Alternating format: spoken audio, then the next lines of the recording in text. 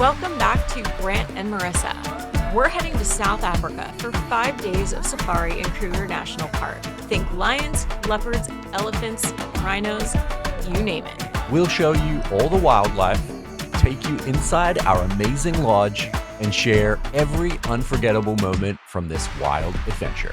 Let's get started.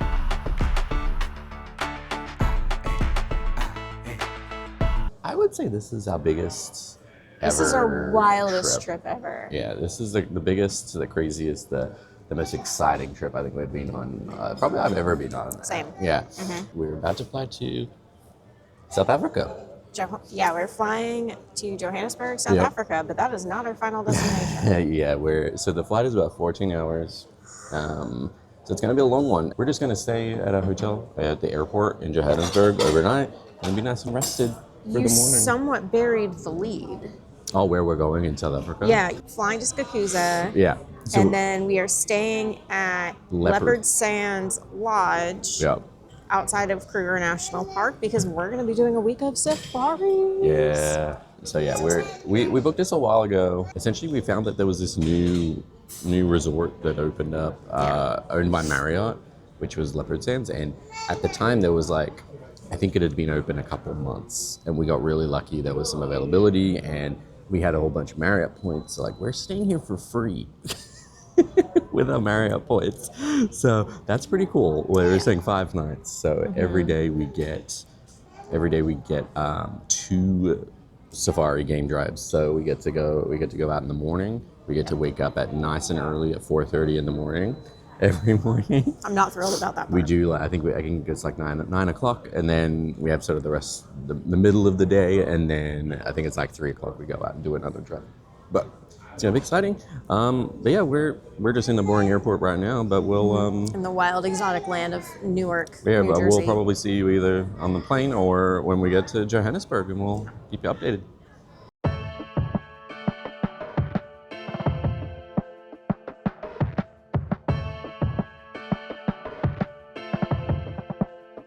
All right, Hello. we just arrived in Johannesburg. 15-hour flight. Billion Done. hours later, we're here. We're at the IHD, Yeah, the Intercontinental Hotel at the airport where we're just staying for the night. Yeah, and we thought we'd show you the room. We haven't really looked yet. We just dumped our bag, and then we're like, let's film. So, it's very dark. It's very dark. Let me open the blinds. It's very dark. There we go. Okay, that's nice. Yeah, so this whoa. Okay, as you can see, we are at the airport. This is literally opposite the arrivals area. You walk out and then you just sort of skip over here, which is really cool. Do you want to tell the good people of YouTube the little adventure we had to get here? Because once we got our bags, we were gonna film. Yeah, we were gonna film in the airport. I'd be like, let's find the hotel. And then there was a guy there that was like, you're going to Skakuza tomorrow morning? And we're like, yeah, we're here tonight. He's like, what hotel? And we're like, Intercontinental. And then he just starts walking us over here. And we're like, oh no, this is like a guy that's He's a porter guy that just wants a tip or whatever. And we're like, no, and we're trying to lose him, and we're like, no, we don't. We're yeah. And then he just walks over there. But thankfully we got here, and he was kind of like, anything for me? And then we're like, wait, we don't. We literally just set foot up the plane. We don't have anything. We don't have anything. Thankfully, though, the bellhop for this hotel, very big guy, he took our bags and stood in between and was like, you're with me now. You're with me. Bye. He was like, bye, mister. Yeah. So he was great. I felt very protected. So just a hot tip: when you arrive in Johannesburg, if you have people sort of telling you, because I was under the impression at first, because we were a little unsure if we had to, our bags, because our flight was the one booking. We were like, did we have to pick up our bags? Do we have to check them in somewhere, or do we just bring them to the hotel and check them in the morning? I thought this guy was an airport guy, and then we quickly figured out it wasn't. But oh well. But anyway, here is the Intercontinental Johannesburg. OR Tambo Airport, it's technically called. That was the bathroom light that you just turned on. That's fine. The camera can pick up. It's dark in here, but it's Very nice. Marissa's just turning the lights off now, making it work. I'm trying to find more lights because there's bedside lights, and I would like to turn them on, and I can't figure out how. We'll figure it out. But no, this is a really nice airport. Nice airport lovely. hotel. It's like lovely. We have a nice balcony. Yeah. It's massive. Yeah. We haven't looked in we have a nice little coffee tea beverage station. I'm assuming there's a mini bar, which we Little fridge. Just leave it. That's fine. It's like locked. In the bathroom here. Whoa! Ooh. Massive bathroom, full giant tub, single sink, little toilet room, very nice massive shower. That's a huge shower. Yeah. But no, this is really nice. Lovely. It's perfect for one night. I mean, it would be perfect for one night, but we're only here one night. Yeah. There's like a little closet here too. Yeah. Just your normal closet. Yeah. But yeah, that's about it for now. This is just a continuation of our travel day. We're just sleeping now, and we're just gonna go to bed. It's only like I think it's like 7:00 at night. We're probably just gonna call it, get some sleep, and then we're flying to Skakusa tomorrow. It's only about an hour flight. It's in a very small airplane, from what I've heard. It's just like a little guy. Yep. And then after that flight, we get on a truck and go to the lodge. Yeah, and we'll be at Leopard Sands tomorrow, and we'll catch you in the morning. Bye. All right. Good morning. Good morning. So we are conscious now. We probably were rambling.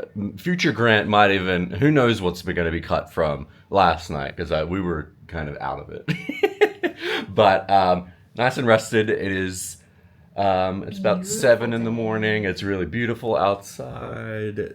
We were going to film outside, but it's we're at an airport hotel, so it sounds like planes and cars. Doesn't make for the best audio. But no, pretty good. It took me like 4 hours to fall asleep last night, and I slept through that first 4 or 5 hours, and then he woke up, which woke me up, and then I was awake for the next few hours. Yeah, we took shifts apparently. Yeah, we slept in shifts.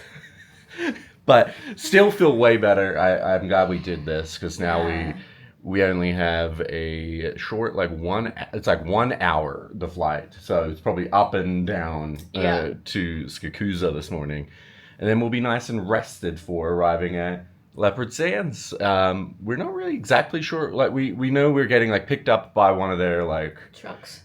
I think we get picked up by one of the trucks we go out in. I think. And then we'll go check into the hotel, and we think we'll have a drive today. We're not 100% sure. We will. Yeah. But yeah, we'll bring you along. It should be a nice, fun day, and exciting day. Yeah. Couple of things about this hotel. One, they give you a ton of bottled water. Yeah. They say their water is safe to drink, but we've been using bottled water for everything, which was the first time for us being anywhere we had to use bottled water to brush our teeth, so that was really fun. We're just being safe because we know you should do that to avoid things like typhoid and stuff like that. So we're sure Johannesburg's probably fine, but we're trying to get in the habit. For when we're at the camp. They had an espresso machine, but we also found instant coffee in the drawer, so we were able to have a full cup of coffee this morning, which was great. Yeah. And then they had little granola bar things, which some of us ate, some of us tried, as breakfast. So yeah, this is really perfect for one night. And this room got super dark, which was also nice. Yeah. And the plane noise, I heard about 1 or 2 planes last night. It wasn't too bad. Yeah, it's pretty good. I'll show you here outside just to show you a glimpse of how close. There's birds on that guy's baton. How close it is to the airport. So here's a room. This is a balcony. This is the airport. So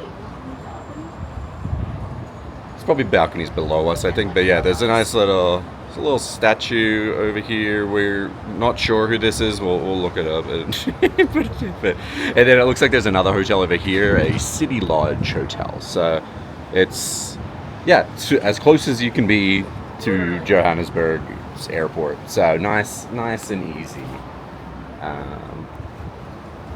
It's actually nice and cool out this morning. No, it's quite nice. I think it's going to be hotter Yeah. out in the bush. But yeah, just as we left we left winter in North Carolina where it was around freezing, and now it's middle of went summer. from 27 degrees Fahrenheit to 27 degrees Celsius. Which Yeah. is weird. So we have to adjust to this temperature change. Yeah. But yeah, we're about to head to over just across the street to the airport to get ready for our flight. Get all checked in. All right, so we're at the airport now. We just spent a couple hours in a lounge that was here, which was very nice. But now we're waiting for our plane. This is like all the little domestic, sort of more smaller sort of planes in this little terminal here. Yeah, you get little buses that take you out, I think, just straight to the tarmac. So, not giant planes. We looked at the seat map. I think it's like 35 people or something On this plane. Yeah, it's a nice and small plane. This airport's nice. One thing of note, we talked about this a little last night. We thought like it was a one-off thing, but no, it's a trend. There's as a warning, be very like diligent in this airport, because it's there's a lot of people that are wanting to help you, but they're all like trying just to get like a tip from you. Like, so like the guy we ran into last night, there were tons of them. They're everywhere, and tourists everywhere were falling for like the trap we sort of did as well. Of like, they just come up, like they seem very official, like staff of the airport, They've got, like, wanting an ID to get badge and everything. yeah, they want to give you like help you, like this, where are you going, what, like they'll be like, hey, what gate do you like, or what flight do you want, or what thing, and then yeah, they try and get tips from you. And then another guy, we got another one who was in the terminal, who was like, oh, what gate are you at? And we're like, oh, this one. And he's like, go this way. And then he wanted to like shine our shoes and all this kind of Which is stuff. funny because we're wearing sneakers.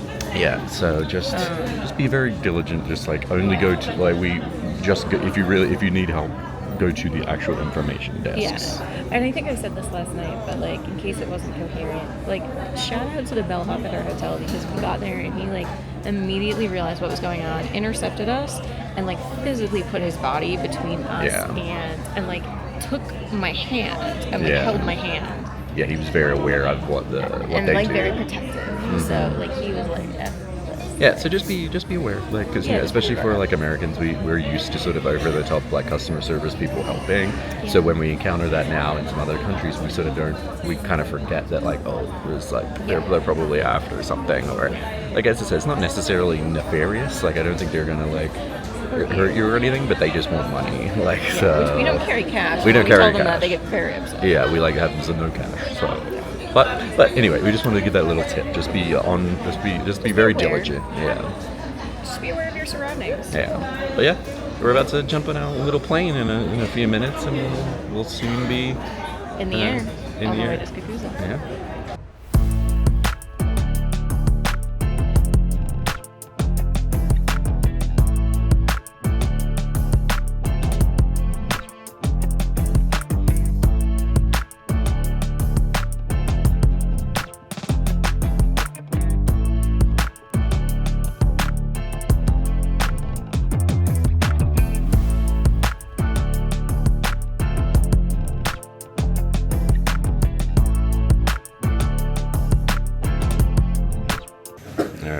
We're in Skakusa Airport now.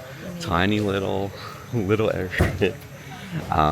That's really cool. Once you land, all of the resort, sort of the different lodges and stuff, all the guides and stuff are here, and they meet you. Yeah, there's a quick permit you have to fill out, but our guide basically had it filled out for us, so all we had to do was write our name. Yeah. And sign it. And then now we're just waiting for our bags to come out. They just bring them out here. There's no like luggage carousel or anything. But no, pretty easy. Like I think you have to be at like a resort or something for like getting in here, or you have some kind of transportation pickup because you're in the middle of nowhere. But no, pretty easy, yeah. 12 seconds later. Wow. Oh.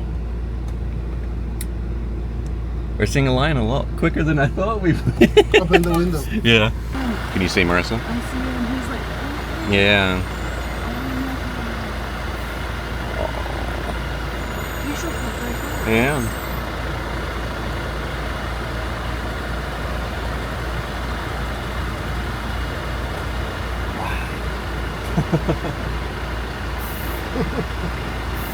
That was fast. You're like, easy. You've already seen a lion. My job's done. What up? Whoa, there he goes. Thank you. He's like, okay, guys, He's like, I'm done. He's like, I'm done. I am done posing for y'all. Yeah.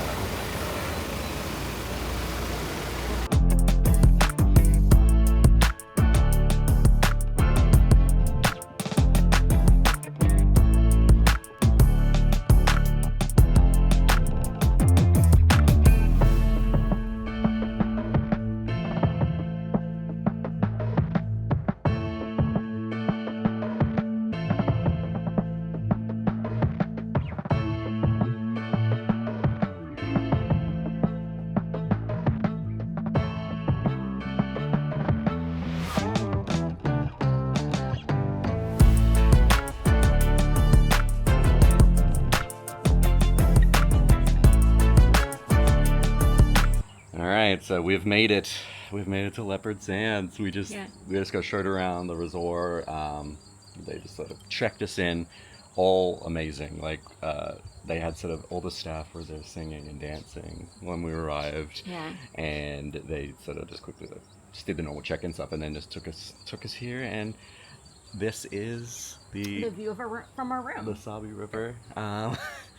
Looking out into Kruger Park. This is amazing.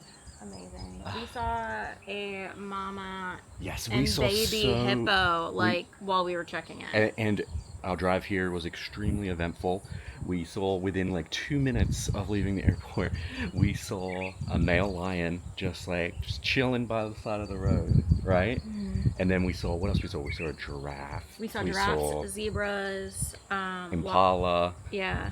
A turtle. Little tortoise, the kudu. We saw so much just on the way here. We're already spoiled, I think, in what we've seen. But yeah, this is going to be, we're here for 5 nights, so it's going to be an amazing journey. A few moments later. So we are getting ready to head out. This is our first day, part 2. We are dressed like safari Barbie and Ken, and we are going to head out to our first drive. So it's going to be your evening drive. Yeah, the first of our evening drive. So the way Leopard Sands works is you get included with your stay, you get a morning drive that starts at like 5 a.m. and it goes to about 9, I think. And then the afternoon drives start at 3 and they go to 6, I think. So this will be our first real safari drive. On the drive, the little shuttle bus here, we saw like a whole bunch of stuff. So we're really excited about what we get to see on the proper drive. And I've got my big old camera and lens ready to go as well. So hopefully we'll get some good stuff. All right. Behind us is our lovely little villa. We're in villa number 5. And then, so we're just going to walk over to the main building. We've got like a nice little footpath because we are a little bit from the main building. So you're going to come with us on our walk to, so the main building is reception. There's a little shop there, the restaurant, the pool, and then the waiting area for the game drives. It's so quiet here. It's so quiet. They said there's about 15 people currently on property. Yeah, like there's 15 18 rooms max. So the occupancy we're about level is fairly low, even at less than half occupancy. Yeah. So like we had lunch earlier, and that was, we were like the only people there for a while, and then one other group showed up. Yeah. Came in, which is so it's super quiet. We're off. We're off in the truck. Private. We're in private. Yeah, we're the only ones in this truck. Which is kind of rad. Let's see what we see. Grant's got his giant camera.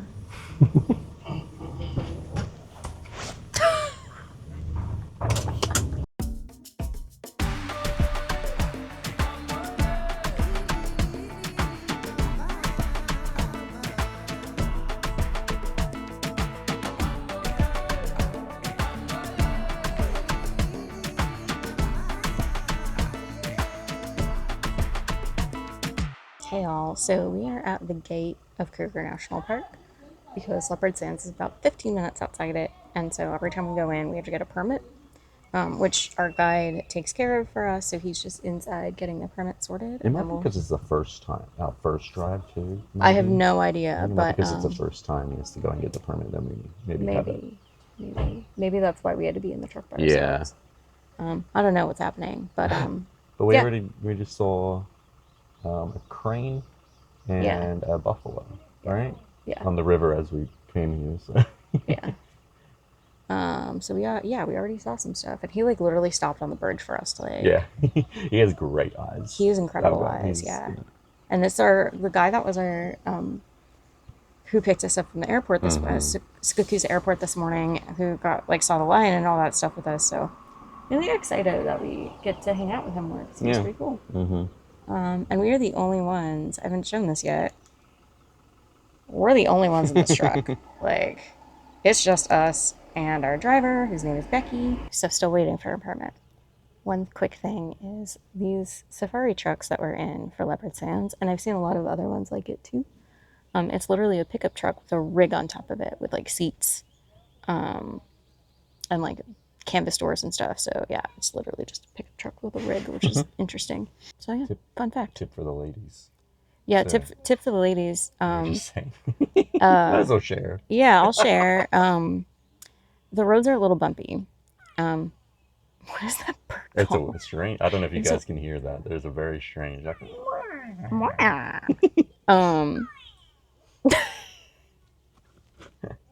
Sorry, it's very funny. So yeah, the roads are very rough, especially apparently there was some really bad rain a couple weeks ago, so the roads are very washed out. Ladies, pack a sports bra. The roads are rough. Thank me later.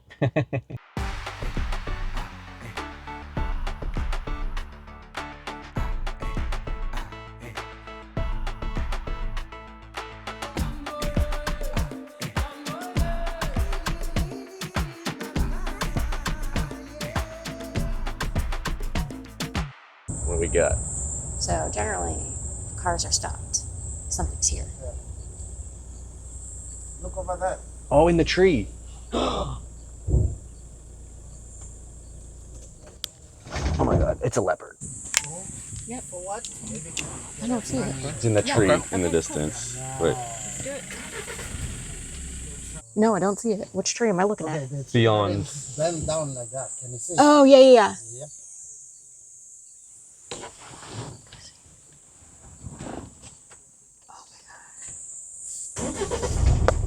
Oh my god. Just move a little bit down. Just a Okay. little down. Yeah. There's a leopard in a tree. Grant got You were good worried footage. about that? Yeah.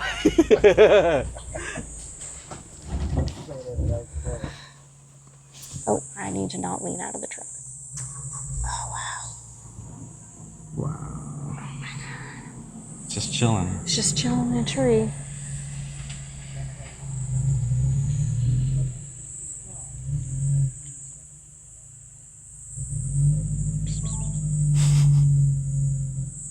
Grant's taking all the photos of the leopard. Huh? Hi, oi. Hi, from Balak soon.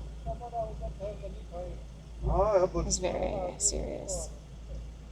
Ah.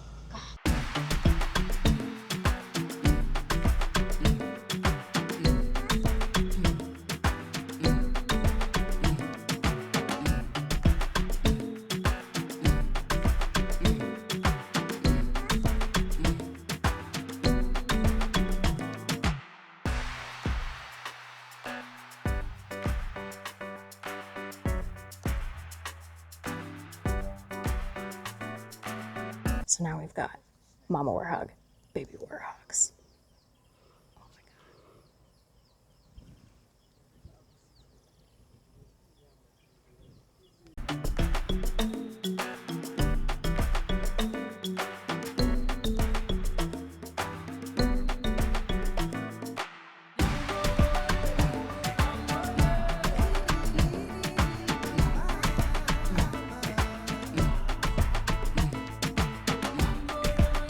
Oh my god, they're right there.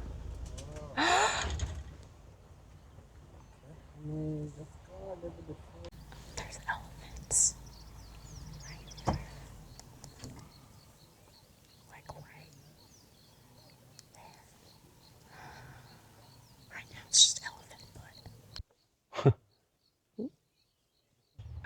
Mm. Well, there's one. That was a couple. Yeah. Oh, there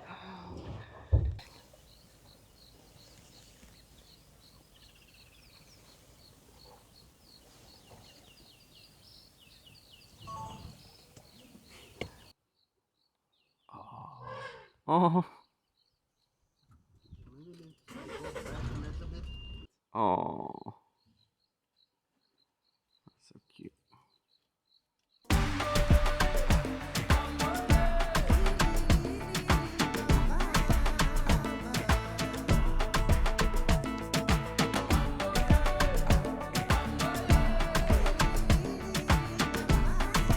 We've got our second male lion sighting.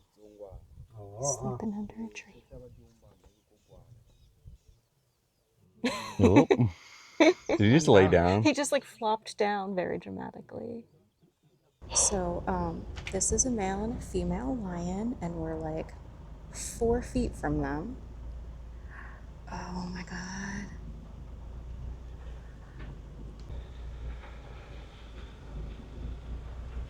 Oh my god.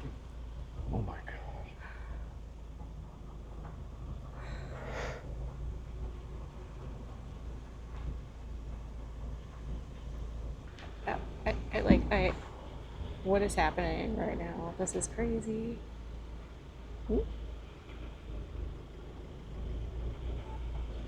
This truck is gonna come around this corner and be like, what the?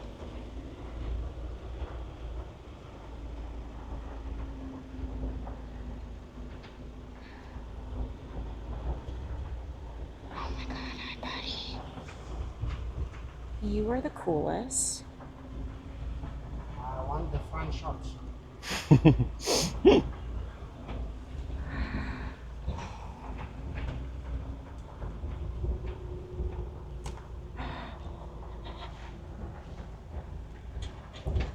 Hey, Mama. She's right there. Hey, Mama.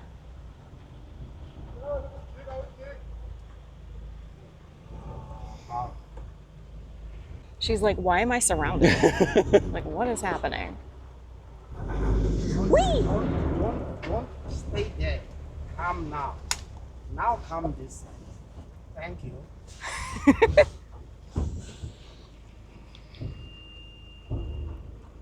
Oh my god. Oh. And that blocked the shot. Yeah.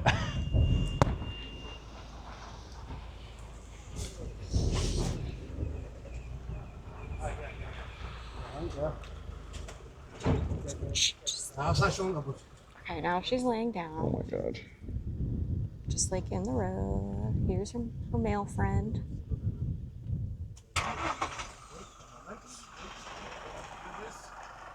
This is so crazy. Oh, big kitty yawn. They seem incredibly unbothered by the Yeah. fact that they are surrounded by 4 trucks. Right. This is.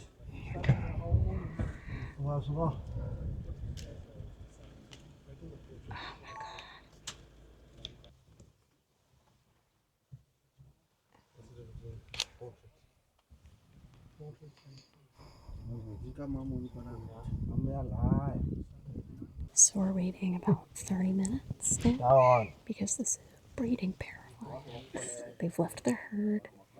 They're hanging out together. And so in about within a 30-minute time span, they'll try and do the tango. And so we're just waiting here to see if they do anything. Right now they're just napping. Yeah, they're legit like, I don't know, like 10 feet away from us. Yeah, like not even. Yeah, the female, the male, They're just having a little nap before. little sex holiday nap. But yeah, we're here with what? It's like 5 other trucks. Yeah, one is driving away, I think. And there's Yeah. 3 in us. And we're all just waiting to see what they do. I don't really know if I want to see lions doing it, but A few moments later. It's happening.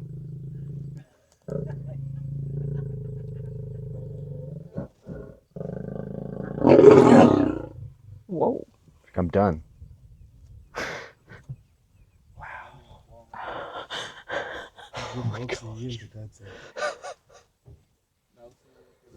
So we were just told there's another male lion approaching, which could get interesting. So we're gonna stay here a little longer and see what happens. So we've got a gate crasher to the party, and there's another male lion approaching. Meanwhile, Hold my leg up again. this guy's like, oh.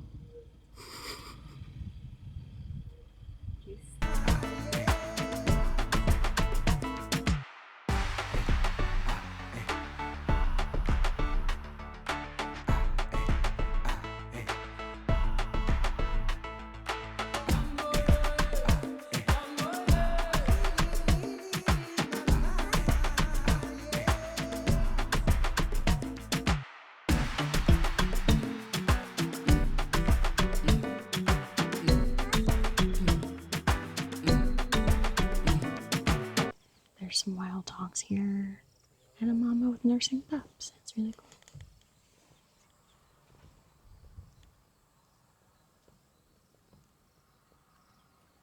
So cool. They look cute when they're still small. Yeah. Yeah. When they grow up, become nasty. But like this, they're cute. All right, what a day. So we're back from the amazing drive. Then we went and got dinner pretty much straight straight after, which was amazing.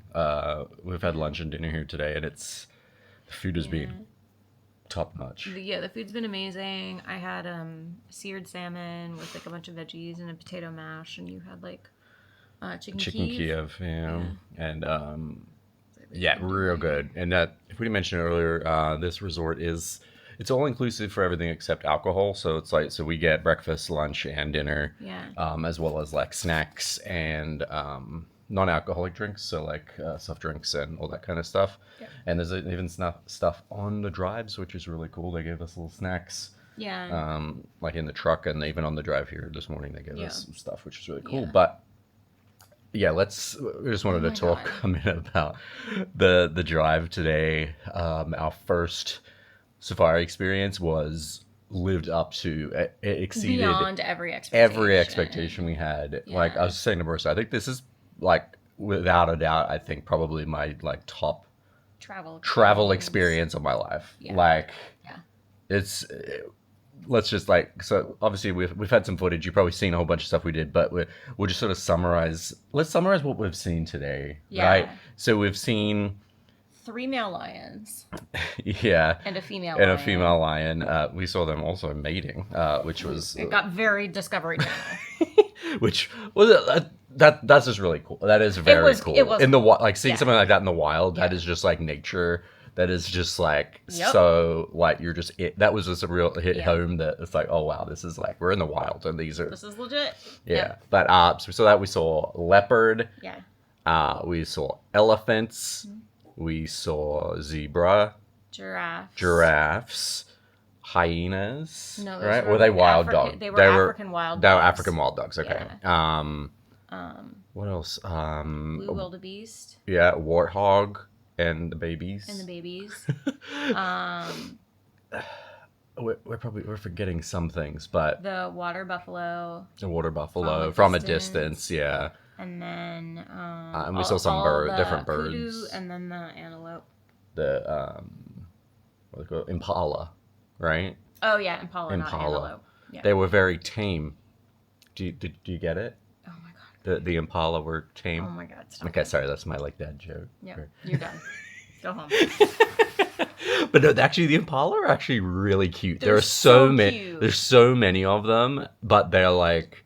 What did our driver call them? What the McDonald's of like South Africa? He's like, because they're everywhere. They're just everywhere. But they're very cute. But no, that was great. Like, so I think we were gone for about 3 hours, which is like, it seems like a long time, but it was like Not at all. It just like flew by. Most of the time was probably just us. Like Sitting we were watching probably the no lions. joke at the lines for at least 45 minutes. It was over an hour. It Yeah. Had to be. Because remember, we sat up the top and watched them for a while, and then we followed them Yeah. like a quarter of a mile, and then we sat there. It had to be over an hour because we saw them do it twice. Yeah, because at first it was just like a lot of the things we saw, we would kind of know they were there from another truck, like some other truck had stumbled upon it, and like we would see it, and there was like I think 2, and we come up and all it was at the time was a male lion sitting by a tree, kind of really hard to see, and Yeah. you know, like they're like, oh, we've heard that there might be another one around, Yeah. and we're like, oh, okay, so we sat there for a minute, and then it got up, started walking, and then the female just appeared out of nowhere, Yeah. and then they just start strolling down the road So we right followed next them. to our trucks, like they just did not care. They could not have cared less that we were there. And then the female just sort of lay down straight in the street, and just kind of like there was, I think at one point 6 trucks, I think it was, surrounding them, all and surrounded. She just like laid down and took a nap. And they just were there. They didn't care, and like we were all around them, like talking, and we didn't have to even be like quiet or anything. Like No, they it was, did not care. they were like, they don't care. They're like, just don't stick your like arms and no. legs out of the vehicle. They're like, don't go pet it. They're like, that's all that matters. And yeah, so she laid down, took a nap. The male line went under a tree slightly off the road, and he took a nap, and then. Yeah, then they did their thing, but but no, like we don't know how the next 4 or 5 days are gonna go. Yeah. Like, but in all honesty, like if we see nothing for the rest of the trip, I think we've still seen more than I actually imagined we would see. Yeah, just like seeing those 2 lions and getting to be so close for so long was so special. Yeah, it was amazing. It lived up. So I think like the only real thing we haven't really seen so far is rhino. Yeah. That's like one of the main ones we haven't seen. Yeah, and they're really hard to find because they are so endangered. There's not many. So. But I think we've already seen sort of the main things we want to see. So everything else will be a bonus. Yeah, I definitely want to see more elephants. Yeah. Because I've discovered they're my favorite. We actually really didn't see many elephants today. Yeah, And we our did see driver- a couple of baby ones. They weren't. We saw 2 baby ones. Yeah, they but, were like, probably the more like sort of hidden behind the tree kind of encounters with them today. Like we didn't sort of see them as And close our as some guide of the even other said, stuff. he's like, it's weird that you haven't seen. Yeah, them." he's like, He's like, at one point we hadn't seen them, and he was like, it's really weird you haven't seen, like, you've seen a leopard and lions, and he's like, you haven't seen an elephant. Yeah, that's really weird. Yeah, so. But yeah, but no, amazing day. This this lodge has been amazing. We didn't explain this. We're currently on our bed, which is like they make it up with all the mosquito nets. They come and do like a turn down service, and they put it all down for you, which is really cool. Yeah. But I don't even know if it's really necessary because everything's sealed. But I don't know how it works with the thatch. But yeah, there is if you haven't seen it, like the whole roof here is like a big thatched roof, which is really cool. We'll do like a full room tour in a future video, but that was an amazing day. We are tired, but we have to go to bed nice and early because we have to wake up at like 4:30 or 4 o'clock or something. 4:30 in the morning. Because we have to leave at 5 for our morning drive. So that is the life of these safari trips. Is you just like go on a morning drive, you come back and have breakfast and lunch, and then you go on another one, and then you eat dinner, and then you go to sleep. And then you wake up and you do it again. Yeah, but that's what we're here for, right? This is sort of such an amazing experience, and you have to sort of take every moment. Like you have to go out on these drives because you never know what you'll see single or what drive. you'll miss if you don't go. Exactly. Yeah. It is 4:30-ish. Hi. Hi. I started without him. It's 4:30. We have coffee. We're getting a little bit of coffee in before we head out on our next drive. Yeah, nice and early. Yeah, had a little bit of surprise already this morning. Went to wash my hands and picked up a towel in the basin, and there were red ants everywhere, and then I screamed. And Grant's like, Marissa, it's just ants, calm down. Startling it for you. Yeah. So, yeah, we're going to get ready to go. We got all our gear packed, so we're going to head out soon and... Yeah, see what we see in see what we see. our first morning drive. Yeah, I could go for a little less lion loving. It's like, To each their own. To each their own, I guess. All right, we'll see you out on the drive. We have our own van again because apparently no one wants to sit with us, which just sums up our entire lives. I think they were all together yesterday. They That's were all probably together why. yesterday, so they all know each other. And so there's 8 of us. And so 6 went in one van, and then it's us by ourselves. We're like, okay. So we're like, that's fine. We'll be by ourselves. We get a private drive again. I'm not mad about it. Totally cool. So basically, similar to yesterday, we took a bus to the gate, and then the trucks were already here waiting for the gate to open. And now we saw those people yesterday too. Mm-hmm. Now we are waiting for them to get the permits to go into the park. Yeah. So we're just waiting for. Yeah, but the sun's already up and it's nice and cool. It's nice and cool. This is really cool. Beautiful. You can see the sky is like orange in the distance. Once we get into the park and over the hill, it's going to be incredible. Mm-hmm. So yeah, just waiting for. But yeah, you have to kind of wait every day. You have to kind of wait for the permits. You have to get like permits and be like, it's very like controlled, like who can go into the park and which is good. Like it prevents all poachers and stuff like that. Yeah. So we're just waiting. But yeah, it seemed like we had to get a bus this morning because they all were kind of lined up to get in. Yeah, so our trucks were already here. They couldn't get like the permit or anything, but they were at least like in line. So now we're just waiting. So what do you want to see? What do you want to see today? Okay. Like I think I just always want to see lions. Yeah, well, you have an ant on you. Oh, did you get him? Yeah. But yeah, it would be cool to see a rhino. I'm not holding my breath. I really want to see a rhino.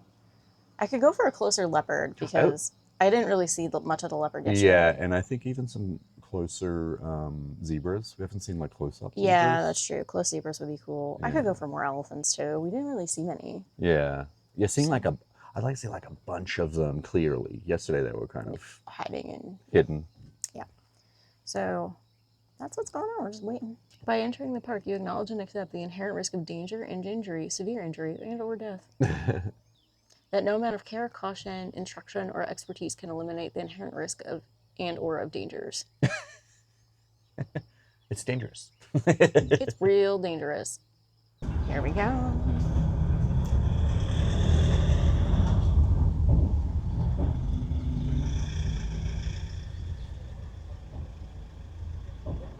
Oh, good.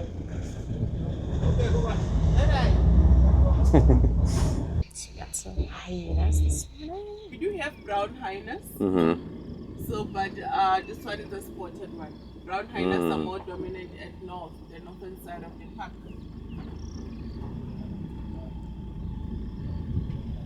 Yeah, there he goes.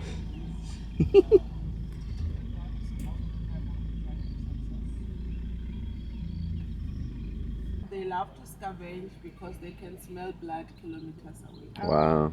But most of the food that they eat, they kill by themselves. So I call them the park cleaners with vultures because they make sure that we do not have any bad smell. It is one of the archetypes. So we just turned around because every other car turns around and went off down this side road. We have no idea what they've seen. It hasn't come over the radio yet, but we're gonna follow everybody. Yeah, we can follow them. What's hanging out over here? Something's there. Yeah, We're we like might as well. flying too. So. It seemed to work yesterday. Everyone was following each other. Yeah, it's just clearly something comes over the radio, or you see a car go in a different direction, and you just follow. Yeah, they did say, I don't know if we said this yesterday, but they do have like a WhatsApp group chat with all the different drivers from different resorts. Yeah. Yeah, we can see her checking the phone and going over the radio. And so, this is still incredible. Like, this scenery at sunrise is just spectacular. Here we go. Oh, a lion? Okay. Oh, right in the middle of the road. Wait, where? Right in front of this car. Oh, in front of that car. Okay. Yeah. Oh, look at him.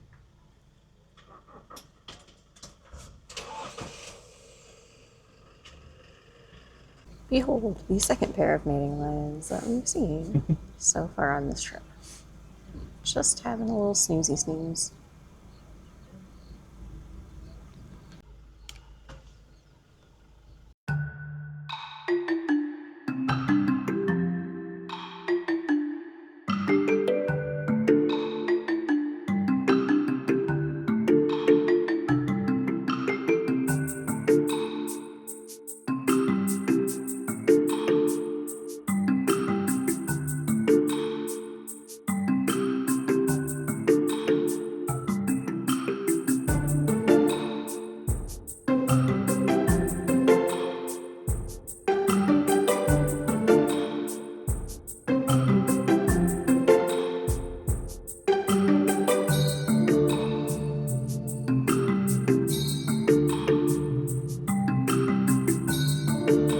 these two wanted a bit more privacy. We didn't get to see. There was no lion loving today.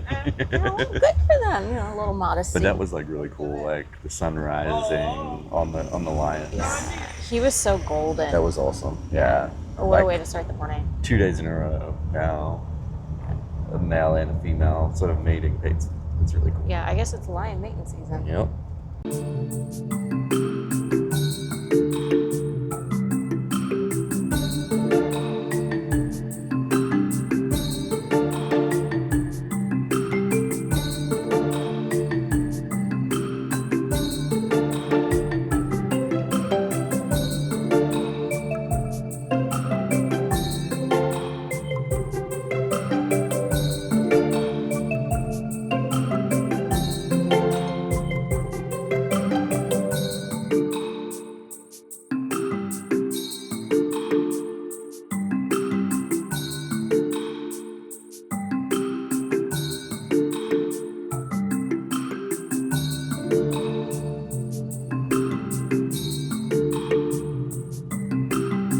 Yeah, we got our second leopard sighting for the morning, which is incredible. It's up in this tree. Grant will splice in the footage is appropriate, but it's up in this tree. Whatever it has up there. It's an impala. It has an impala? Yeah. Oh, wow. So it's up into the tree to avoid hyenas. Mm-hmm. Yeah, look at him watching. Yeah. It's the same face our dog gives us when we're eating dinner. Yeah. Remember that hyenas have got the very strong jaw. So a bite of a hyena can definitely break its bones. All those. Oh. They sound like donkeys. Yeah. So cool. The little baby is so cute. All right, so we're at a little rest stop, like for morning coffee. We want to point it out. It's in the back here. There's like a train that is Bridge. permanently there, and it's a hotel, which is really cool. We'll have to look up what it is exactly. Yeah. but Staying there would be pretty amazing. that would be really cool. It says permanently stationed like over the river. Yeah. But this is pretty. It's like a. It's like It's like a little village. camp. Like this is in Skakuza. This is like the town of Skakuza, and this is kind of like a campground kind of Yeah, thing. there's a restaurant, there's a gift shop. Mm-hmm. We can stay here for coffee and snacks for a little bit, and then Yeah, it's they're good. going to give us about 30 minutes. Yeah, they give us some time here to, because we got up super early, we didn't have time to have breakfast or anything yet. So we're going to have a little bit of coffee, and then we can Yeah. here for 30 minutes, and then we'll head back and have real breakfast. And have our breakfast, yeah.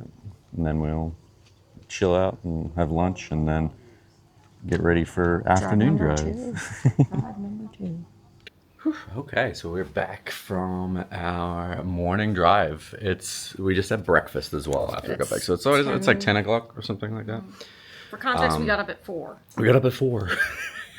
So, yeah, that was amazing. It wasn't as hard to get up that early as I thought it would be. Because you get up at 4 anyways. Yeah, that's true. I get up early. But I think because our sleep pattern's still not really Yeah.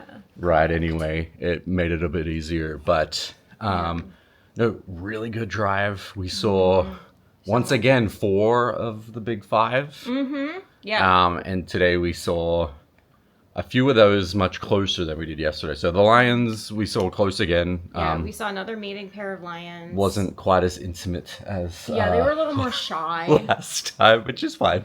But then we saw elephants closer. We saw a zebra closer. We saw like a bunch of giraffe. We saw a leopard much closer. That was Eating an antelope. up in a tree, and then We were so close. You could hear the bones crunching. there was like a intense. hyena waiting below for any scraps that would fall. It was a great drive. Weather has been beautiful. Lots more elephants. And we today. that's true, yeah, everything. And we had a different driver this morning. Our driver from yesterday had a day off, so he was not there today. She was great. Yeah, she was really good. But no, another fantastic drive. We've seen a lot of stuff once again, but Yeah. and then we came back for breakfast, which was whew. I did a very short video. We did like they bring out. Not only do you order something a la carte. They bring I out got- like a little continental breakfast. Yeah, they bring out this.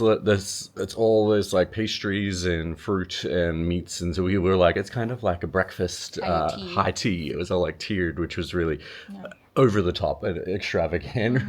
And then I had, no joke, the best like French toast I've ever had in my life. It had like caramelized bananas, bacon, like custard. It's got all my favorite things, so it was really good. Yeah, and I had shakshuka, which I love, but Grant would never touch, so I was very excited to have that. It was a little spicy. It was really delicious. Yeah. Oh, and did we say we saw hippos closer? We didn't. No. We saw hippos. We saw hippos a lot closer, about as close to hippos as I would like to get. Yeah. If you don't know, they're very aggressive and territorial. Yeah. And they were kind of looking at us like, But great morning. Yeah, it's as I said, we feel like we've had an entire day already. Yeah. It's only 10 o'clock in the morning, so I think like we're probably just, now we're just gonna chill until lunchtime. And cheese. Yeah, and then maybe we'll have a little dip in the pool. But no, we're just gonna chill out, and then we're gonna head back out in the afternoon. So a little bit behind the scenes here is like when we get back. What is my hair doing? Lord, this is embarrassing. Okay, whatever. I don't know what this guy's doing, but just kidding. Whatever. And what I was going to say is we get back and like all you want to do is like shower and take a nap, except this has to happen, which is Grant has to plug in We have to recharge all the things. Yeah, have to recharge everything before our next. Yeah. So the behind the scenes of vlogging life is like you can't just like come back and crash. You have to like plug everything in and charge everything, and it's all the things. So I'm gonna put the camera down so it can charge. So we might try and go see a rhino, but for that we have to go to the far end of the park. So we're gonna see what happens. Yeah, so this is our afternoon drive. Let's see what we see this time. But we've had good. Every drive has been great so far. Every drive's been incredible. Yeah.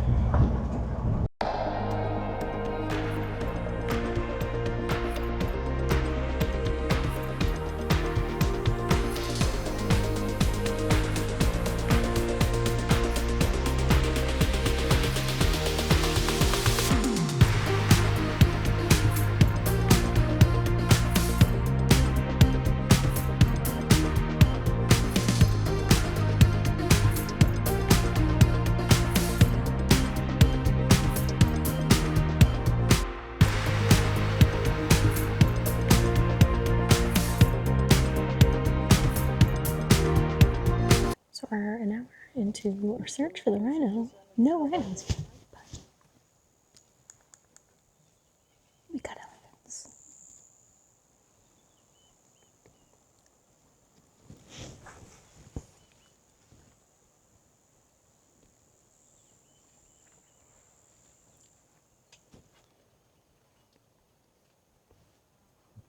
Look at the little baby.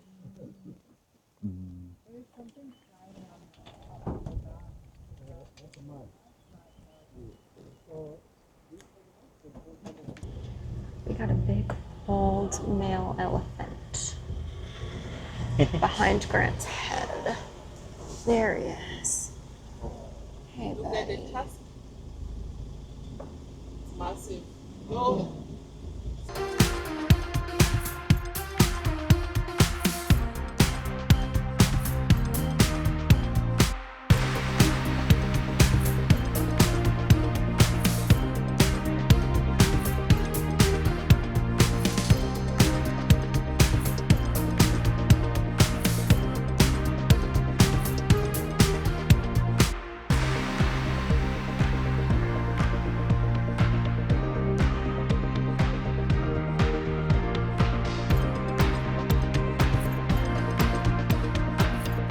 Okay.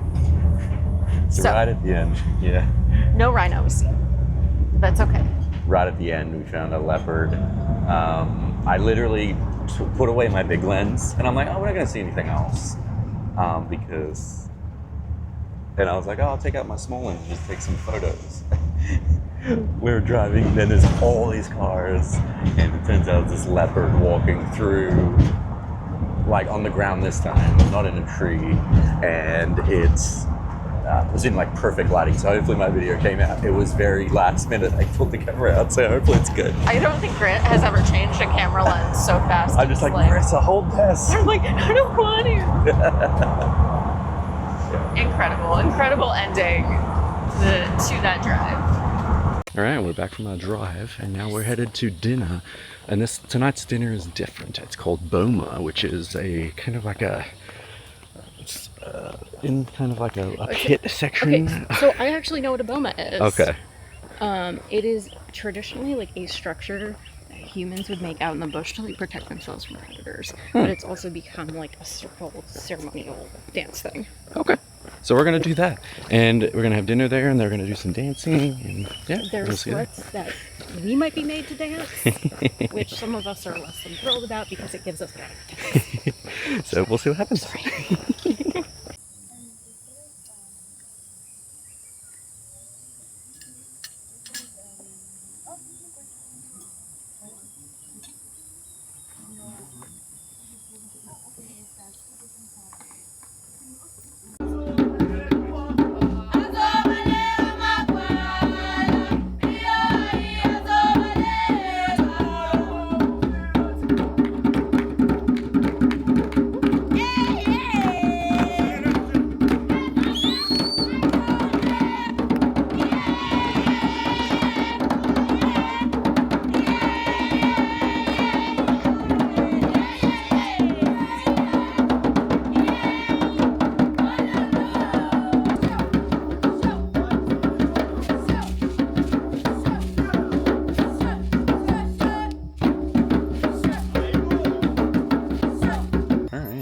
We just finished dinner, and it was nice. It was a performance from like a local group that just did some traditional dances, and It's like a nonprofit that helps it teaches kids traditional dance, but also helps keep them off the streets and funds their education. Yeah. So very cool. Yeah. So they sort of we essentially went down there into the Boma and got like an appetizer, and then they sort of all came in, did a dance, and then they sort of let. I mean, it was maybe 20 minutes or so, like performance, I'd say. And then we all sort of got this. We didn't order at this one. It was more like It was a set menu. It was a set menu, and then they gave us one each of like the salads, and then it was kind of a pick, like a family style kind of like platters. Yeah, chicken, lamb, and sausage and veggies. Good. It was really good.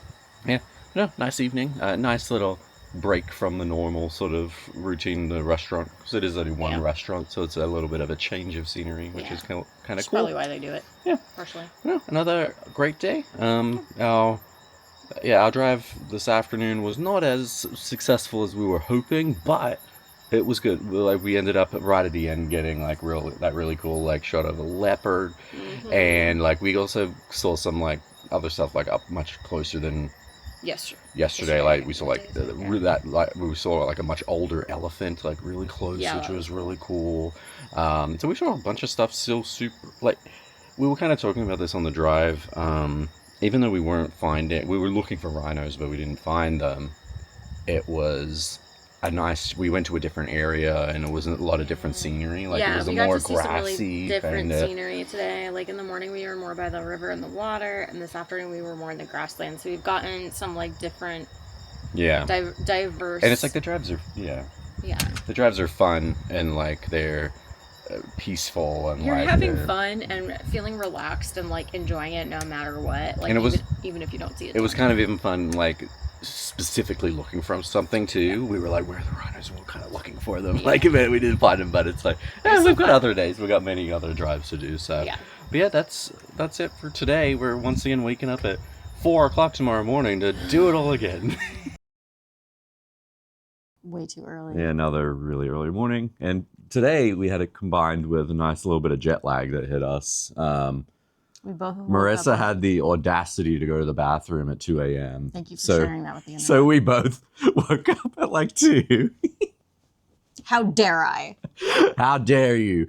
But no, we've been up since like 2 a.m. and couldn't fall back to sleep. So we're really ready to go on our We're like early morning ready drive. 30 minutes early. But yeah, this is the life of a safari trip, is getting up nice and early so you can get up when the sun, like the sun is already starting to come up. And it's up nice and early. So we got to be there. We're going to be there at the gates when they open the park. So Yeah, that just made it sound like we're rope dropping Disney. it's kind of like that. Yeah, true.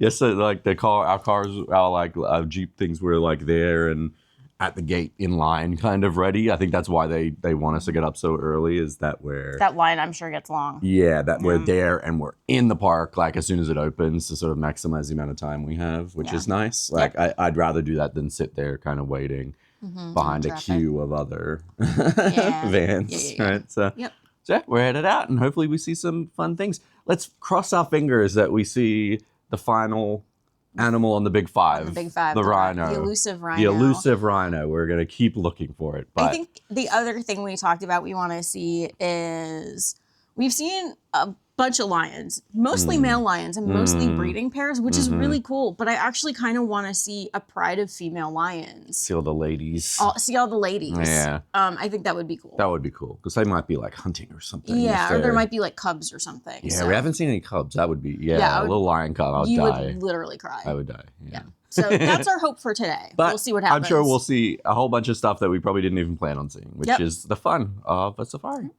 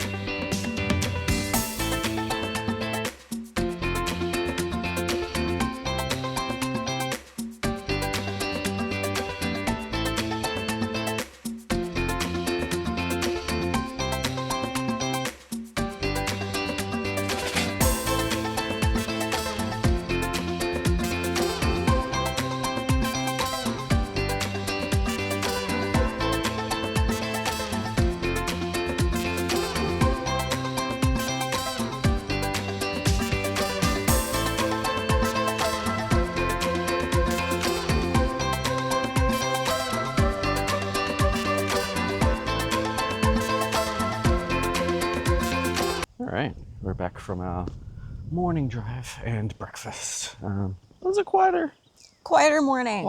Not as action-packed as we've had. We still saw a decent amount. Like we saw a lot of hyenas and their little babies were very cute. We saw little like hyena pups playing with each other, which was really cute. We saw a lot more monkeys today. Like It was a very baboons. primate heavy morning. Yeah, a lot of baboons, and we saw some elephants quite close, which was good. Yeah, we saw a lot of elephants. We saw a lot of baboons and their babies. Yeah. And their babies playing with each other. Saw some giraffes. We saw a crocodile. Yeah, so like we still did see a lot. We didn't see like the big cats or rhinos or anything like that. But that was good. We had a new driver today, Sandros. He was great. He was great. Yeah. Like the lack of activity was no fault of his. No, he was very good at spotting stuff, and doing his best. Yeah, he was, and like every truck we went past, like every other safari truck we went past, he'd be like, "Hey," and they'd be like, "We haven't Nope. seen anything there." Nothing. So, but the other truck that was on the other side of the park Yeah. saw a bunch of lions. Someone else saw 3 rhinos. So like, it's literally It's just all, like, timing and luck. It's just, yeah, a lot of it's luck every time you go out. And we've had really good luck so far. So Yeah, so I'm not disappointed or anything. We've still seen a lot. So and part of the challenge, the Sabi River flooded really badly about 2 weeks ago, and a lot of the roads are still closed. yeah, So it is really limiting where the guides can go. yeah, exactly. So But yeah, we're now in our middle of the day kind of time where we can just chill out, relax, probably nap because we didn't sleep all that much. yeah, a nap actually sounds great. But Take a dip in the pool, and then we'll have lunch, and then go back out. it's nice. Yeah, you sort of get your relaxation parts done in the middle of the day, right? It really feels like 2 separate days. It does. Like it's 10 o'clock now. It feels like we've almost had an entire day. Yeah. But actually, I think we might actually. This is a good time. We might actually show you around Yeah, let's do a room tour. our room. Yeah. Yeah. So let's do it. All right, so we are staying in Suite 5, so we're going to show you what our room is like here at Leopard Sands. Oh, and the door's really heavy. Which makes me feel it's comforting in when you're in the jungle. Yeah, it is comforting. It's a very heavy door. So we have our nice skull right as we walk in. This is probably I wonder if this is a Impala or is this more It's like the twisty guy, which I forget what that's called. or is it a kudu? Kudu. Maybe it's a kudu. Yeah. We'll figure it out. But yeah, it's a super cool entrance. Like, Yeah. You can just like throw your stuff here. Which Yeah, is there's nice. a big cabinet here with shelves. They give you slippers. And then this closet has robes and a safe. And then at night, they do put the robes on the bed for you, which is which They is do like a nice. turn down. Sort of. Yeah. So light switches are over here. Interesting thing about this suite, and it's all the suites on property, there's not really a separate bathroom. So your basins, like your sinks, are right here. All the cabinets like pop open, and there's like amenities down there. One really cool thing about this is there is laundry service, so you can do 6 items. You just pop it in here. Yeah. Yep, and there's a laundry basket, and you just pop it in here, and there's a little form you fill out just to track, so they can track like what stuff goes where. Yeah. So you get 6 pieces, I think, per suite per day. Yeah, we did it for the first time actually Today. this morning. So we should have it back tonight. Yeah.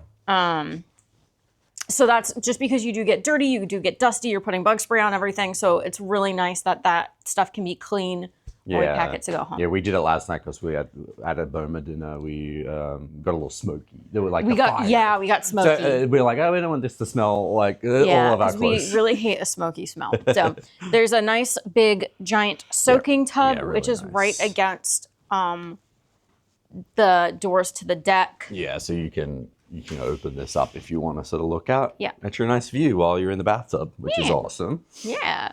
There is the toilet room, standard toilet room with bidet. The shower, again, I hope you're cozy with whoever you're staying with because the shower is Wide right open, here. yeah, no door. or Wide anything. open, It's no just- door, Yeah. frosted glass. Good times had by all. And then shower number 2, because one shower is just not enough. We do have an outdoor shower as well. So that's kind of cool. Yeah, I tried this earlier. It does have to say it's hot and cold. I put it on and it didn't. Get super It didn't hot. get super hot, so I'm not sure, but it's Yeah. fine. Like, because it's warm outside. It's A blast of cold kind water of kind of nice. feels Yeah. nice. Yeah. Oops, sorry, I didn't mean to hit you. This door is a little fidgety. It won't shut. Grant can edit out. Oh, there we go. Okay. Then we have big bed area. They have 2 chairs. They do give you swim towels and bath towels, which is nice. The bed does have mosquito netting, so at night when they do turn down service, they do untie it and then close your bed. Yes, you have a nice little like you're surrounded by it. It's Yeah. quite cool, honestly. Yeah, it's really cool. And I don't know if Grant has panned up yet in the video, but it is like a legit thatched roof. Yeah. So it's really cool at night just to like look up through the mosquito netting and like in a thatched roof. It feels very legit. Yeah. So there's 2 lamps by the bed. There's a reading light and a bedside light. They do also give you bug spray. There's 2 drawers, and then there's also a whole host of outlets. Yeah, the side USB table. outlets, all that kind of stuff over here, which is Yeah. really handy. So as you can see, I've got like my cables and stuff in there. So you can, if all you need is like USB cables to charge things, you don't even need like an adapter, which is really nice. So same thing on this side. There's also a TV, and then the remotes, and then the remote for the air conditioner, which is nice. There's a remote for that. Little desk. Little desk area. Just an FYI, it is freezing cold right in this spot. Because the AC is Because up the AC is the AC.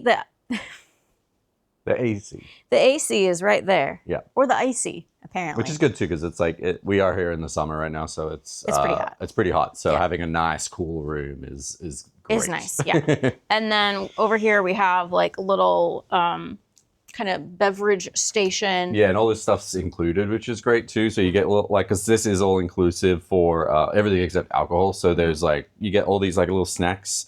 They're not like mini bar charges. You just you can have them whenever, which is nice. And you get a whole tea selection. Nespresso machine, electric kettle, instant coffee. Yeah.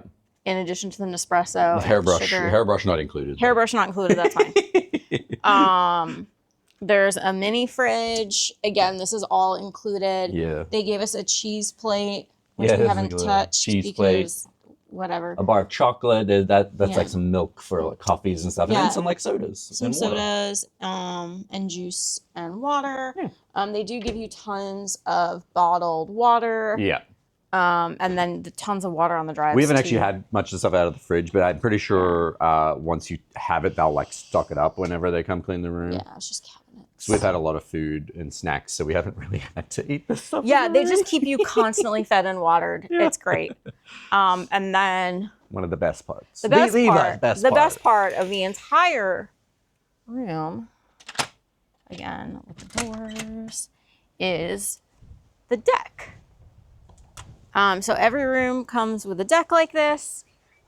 We've got 2 little sitting chairs, 2 pool loungers. We have our very own plunge pool, which just feels like bath water. It feels fantastic. We've gone in a few times.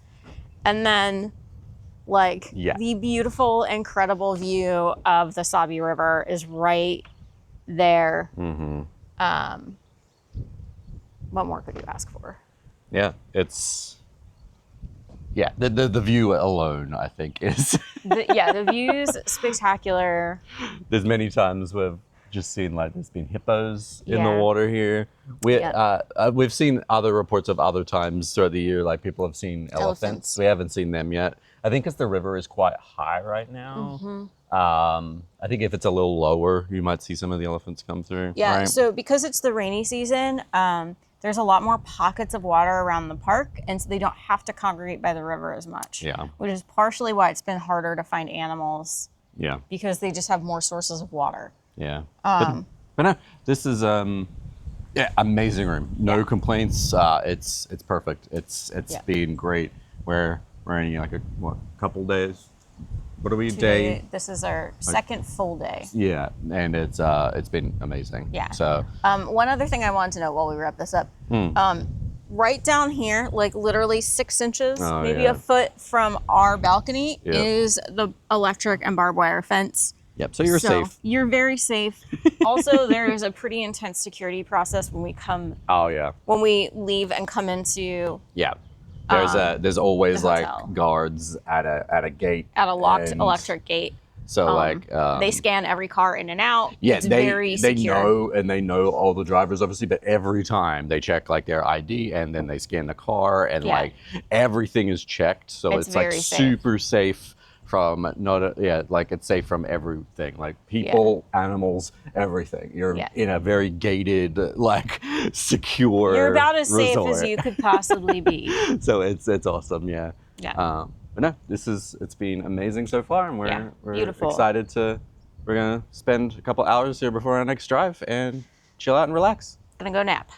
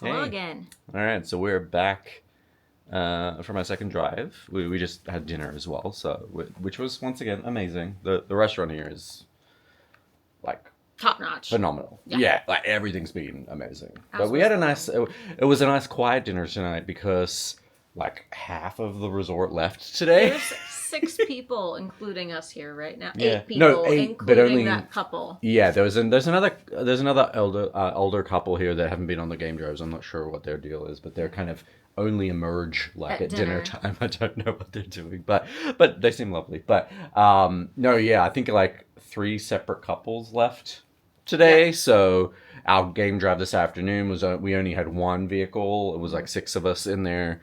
Yeah. And then dinner was very quiet, and we just had the slight siren call of the hippos in the background, which is a very interesting experience. Yeah, we were eating dinner and the hippos were like bellowing They're in like, the background, which is really funny. Whatever that noise they make, it's I'm kind of so a weird. glad you just did that on camera. Yeah.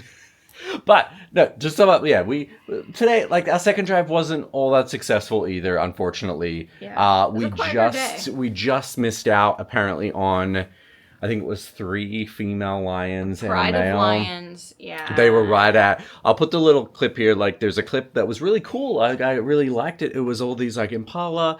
There was a warthog. There was a wildebeest and a an wildebeest and an elephant. It was like, whoa! Like all these 4 species different together. species together in like one shot. Like, this is awesome.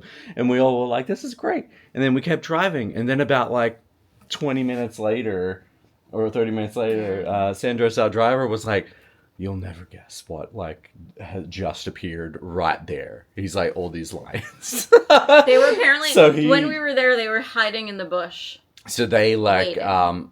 so honestly, I'm going to check that footage very closely, just in case. You're like going to zoom in If on like every future pixel. Grant finds the lion, I'll put like a little arrow or something. I doubt I will, but I just doubt in you will. case. That would be really funny if you found it in post. But he, like our driver, like booked it back, and we didn't. They were gone. But Oh my god. Our driver today. Can we talk about him for a second? Because we've had 3 drivers so far. Yep. They've all been incredible, Yeah. but he really took it to another level. His ability to search for animals while yeah. driving stick shift I think like is unmatched. I think we noticed kind of like the other drivers we had were more like they were great, but they were a lot more dependent on getting tipped, like because they all the drivers from different resorts have like a WhatsApp like group chat which where is hilarious. they're like, yo, there's like lions on this street or whatever, like so they know Yeah. they'll ping each other where things are, but like. In the other, like, I feel like the first 2 took advantage of that. Like, they were driving in areas that were very popular, and like there was other people already there. Yeah. And but Sandros was like much like he would drive slower. He was looking, and he was like trying to do it on his own. Like he would take like he ended up taking this call that the guy told him that the lions were It was there. clearly somebody he was friends with because it was an individual. They Yeah. were sending voice memos. He back was and much forth. he was much more like confident in his ability to find things, which was cool. Yeah. Like today it didn't work out. It was a slow day, but that happens. And I think that's a good thing to address, I think, because like if you've watched our other, few videos in the series, our first couple of safaris were amazing. We saw so many things. We were the luckiest people ever, like the start of our safari. Like it was a slow day. And that was like, so our expectation was now like, whoa, we're going to see leopards and lions every day. It's not going to happen, right? Like these are wild animals in a public like national park, and they are not controlled by anyone, right? You can't go off the roads in Kruger National Park. You have to stick to these roads, and a lot of which are closed down right now because of flooding. Doesn't help. There's some very heavy rain the last few weeks, but so it's like it's pure chance a lot of the time. Yeah, right? but like we've all been to the zoo where you go to the zoo and you still don't see the animals because they're hiding. Yeah. So like in a massive area, and like it's so much harder. And a slow day, it just kind of meant we didn't see cats, right? Like.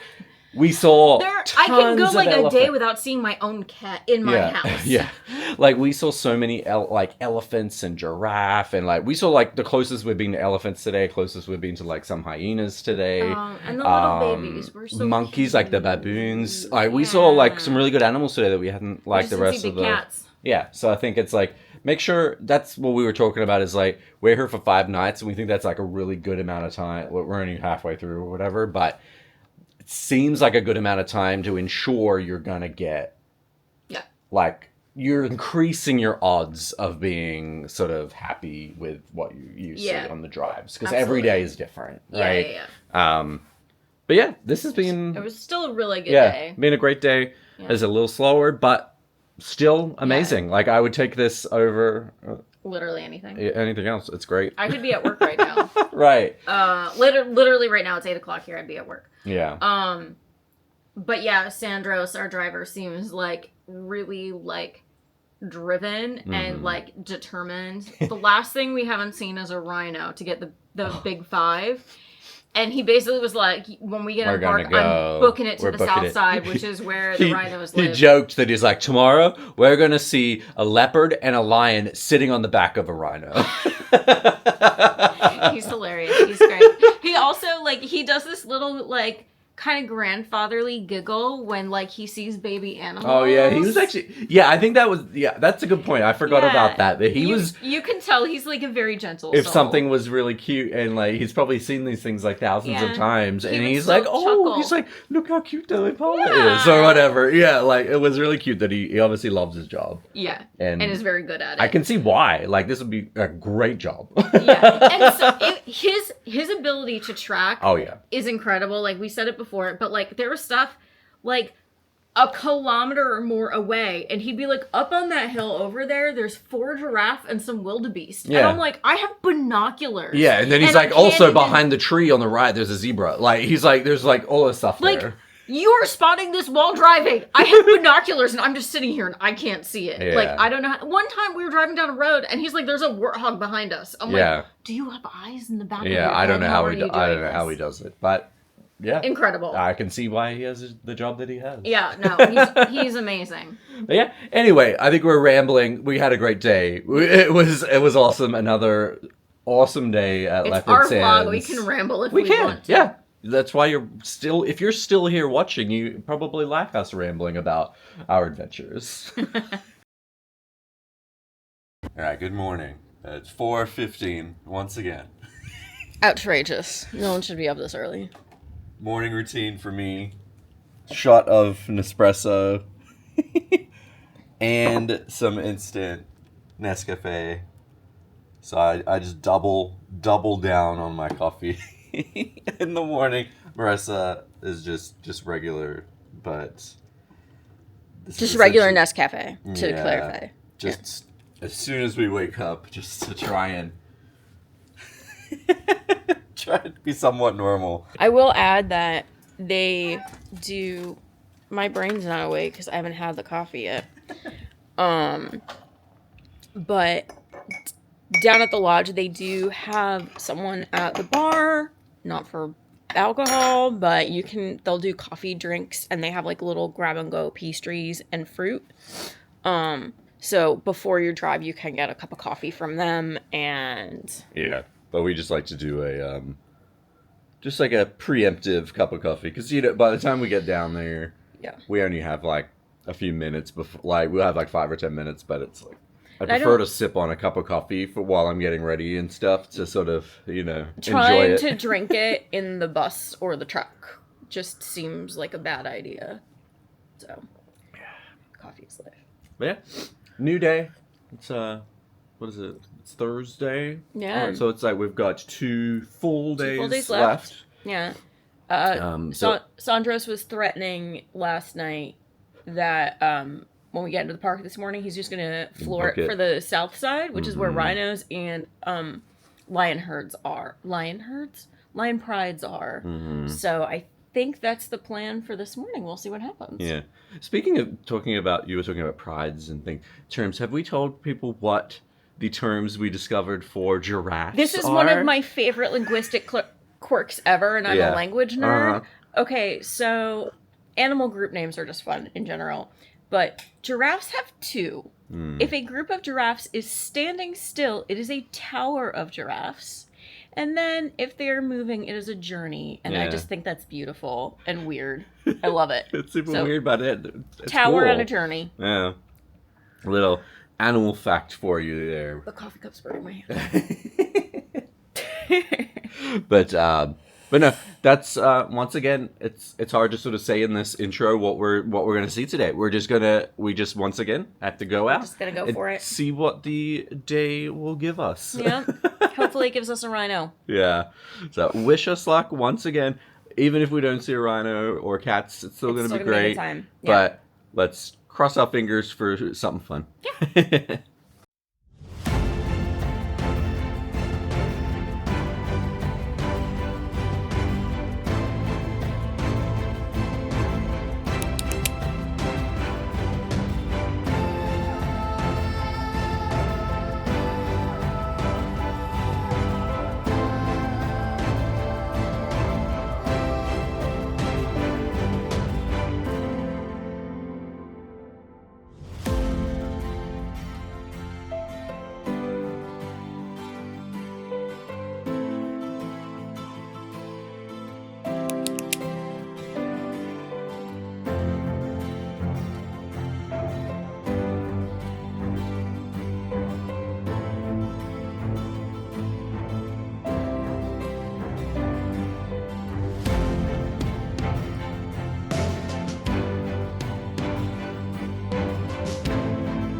The elephant.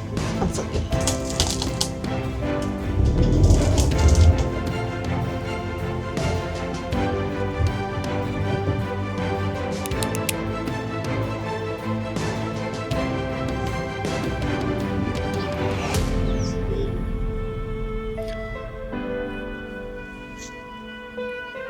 Oh my god.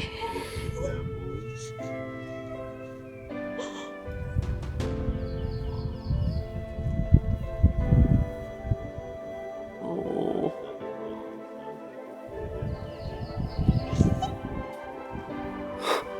There's more. There's more coming from the left too. There's a couple more babies.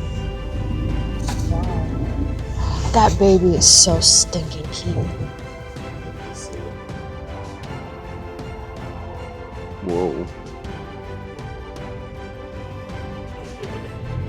Whoa.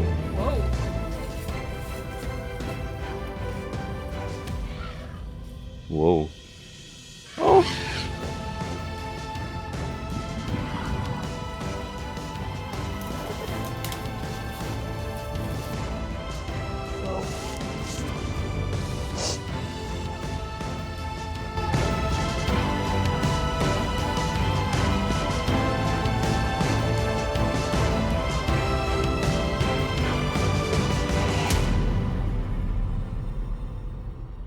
So we've got 3 male lions and about 100 impala behind us.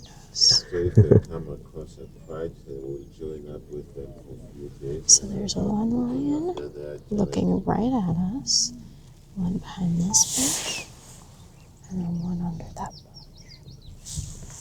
This guy's just chilling, looking right at us.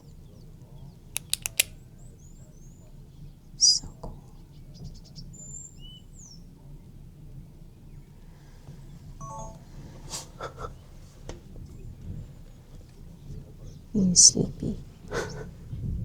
We got more elephants.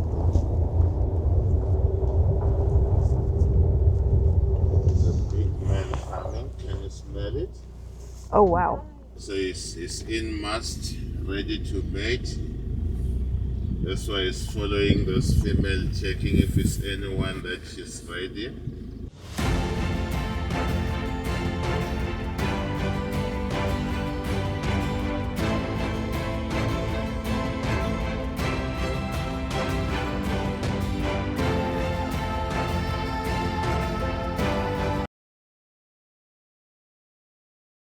Oh my god, I think we're about to see our rhinos. I think it's happening. Oh my god.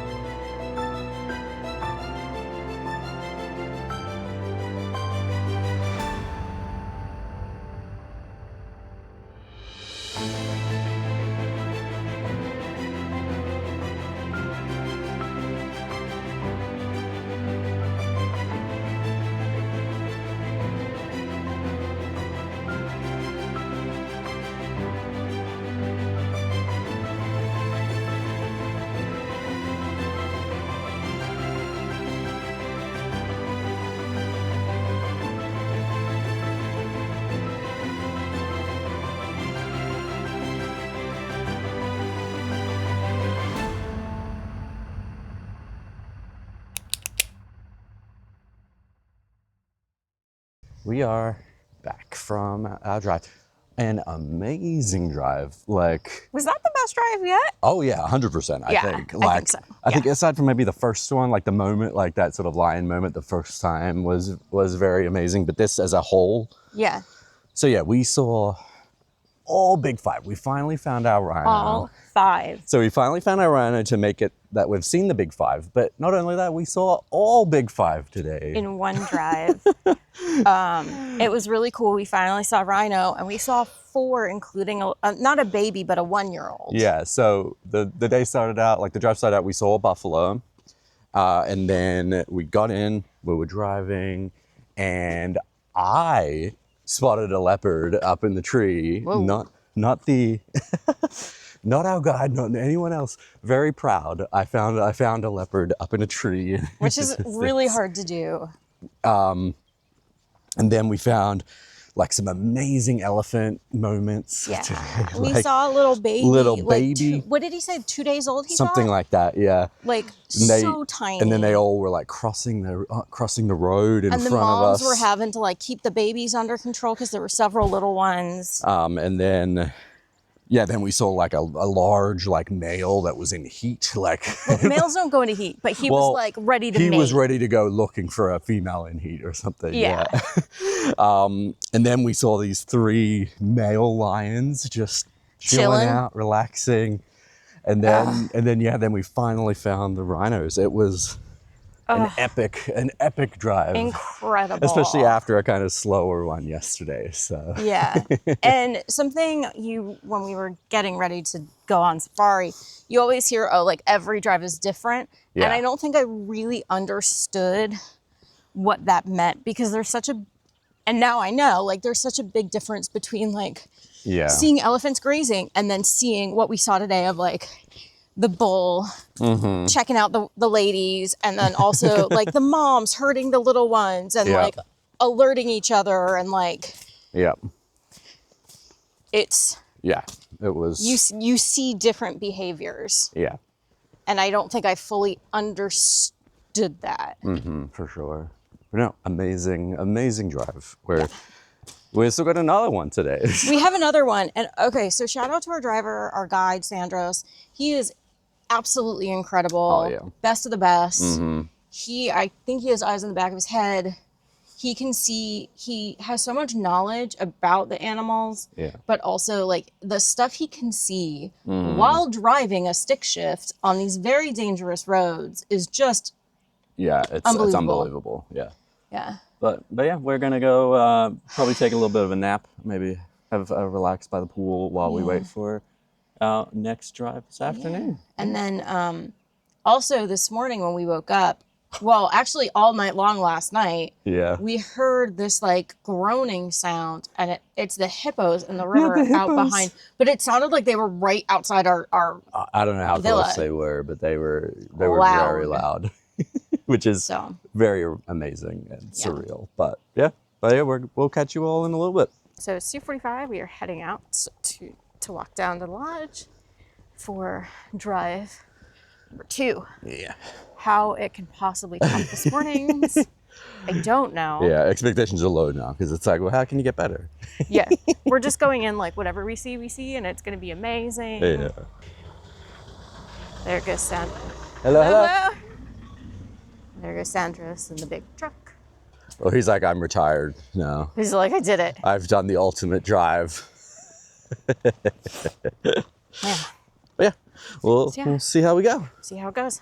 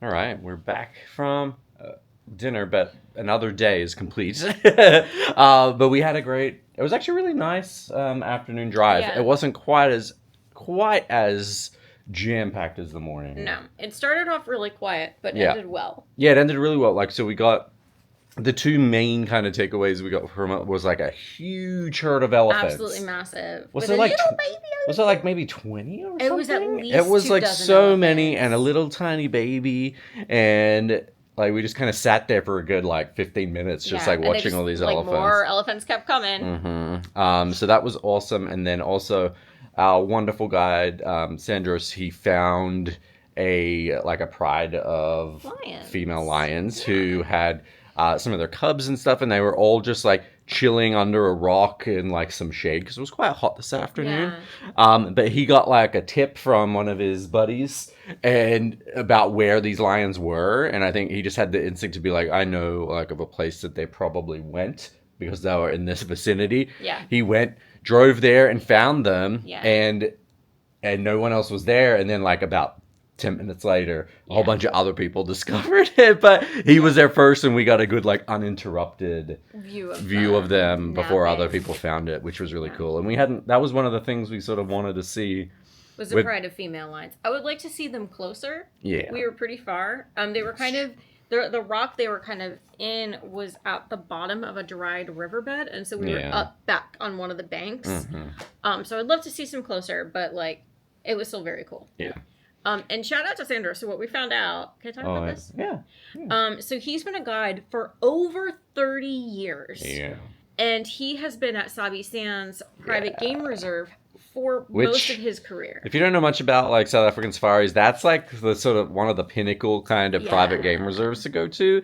It was like one of the places we were reading about a lot before we came here. We decided for this place just because we really wanted to try like this Marriott, particular like resort, and which has been great. But yeah, every time we research this area, people were like, Sabi Sands, it's amazing. Like in particular, it gets rave reviews about like the lions and like the interactions and stuff that the lions have.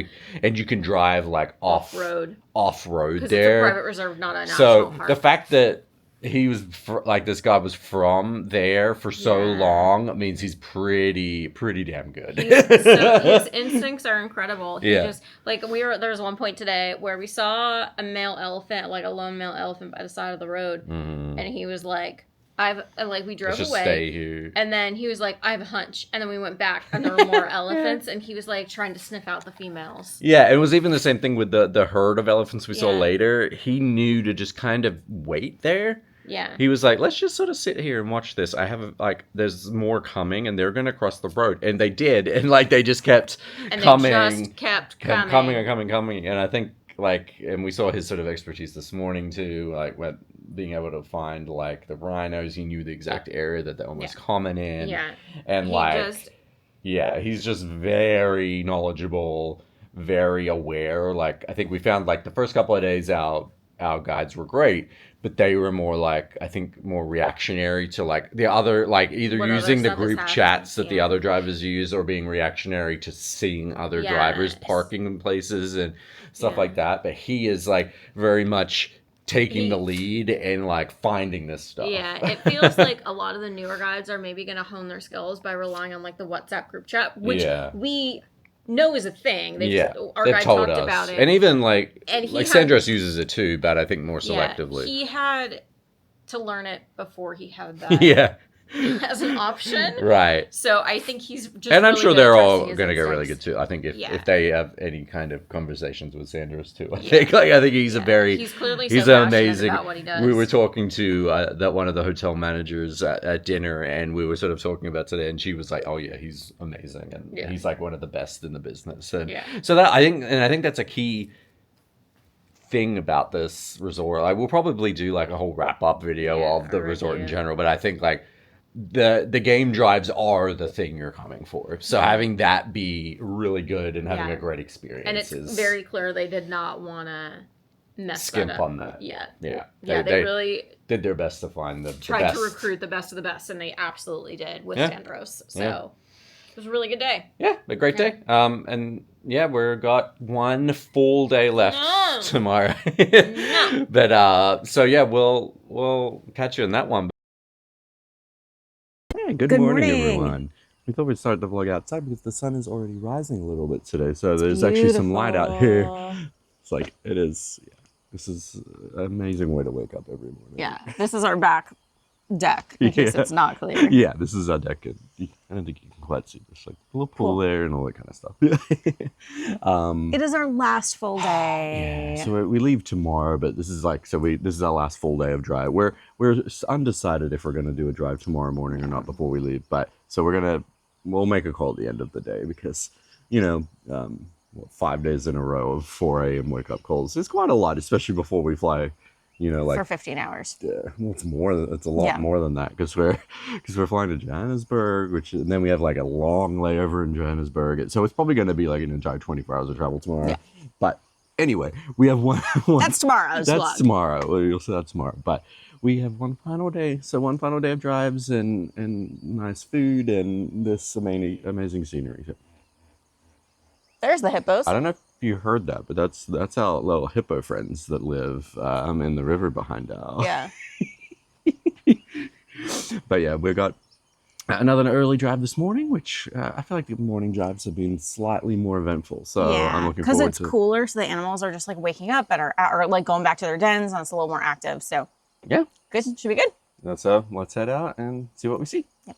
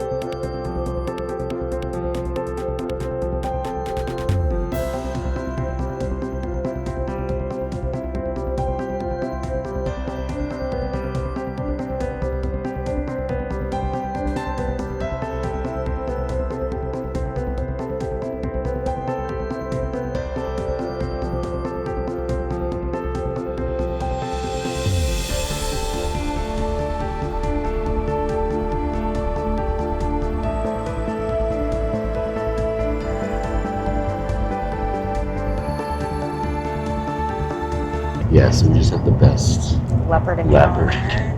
So it was walking down the street, and then we were kind of tracking it, and Sandros was like, "Oh, I think it's coming this way. Let's just wait." And then came out again. It just appeared right next to it. It's the closest we've ever been, and it's amazing. And it was like several minutes of like following this leopard. So cool. It was awesome.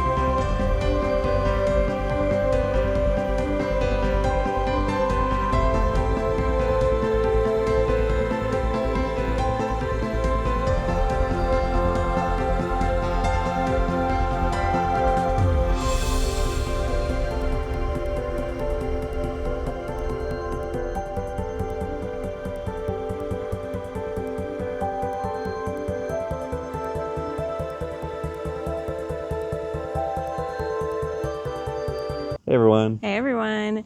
So we are almost done with our morning drive. We are once again stopped at Kakuza Village. I don't think they got out the coffee today because no one wanted it, but we are stopped here for 30 minutes just to like stretch our legs and hit the bathroom and all that stuff. Yeah. But it's been a good morning drive. We had that incredible leopard sighting. Mm-hmm. We also saw the big herd of elephants from yesterday. We saw them again with their little bibbies, and it was super cute. Yeah, it was good. It was a Good morning.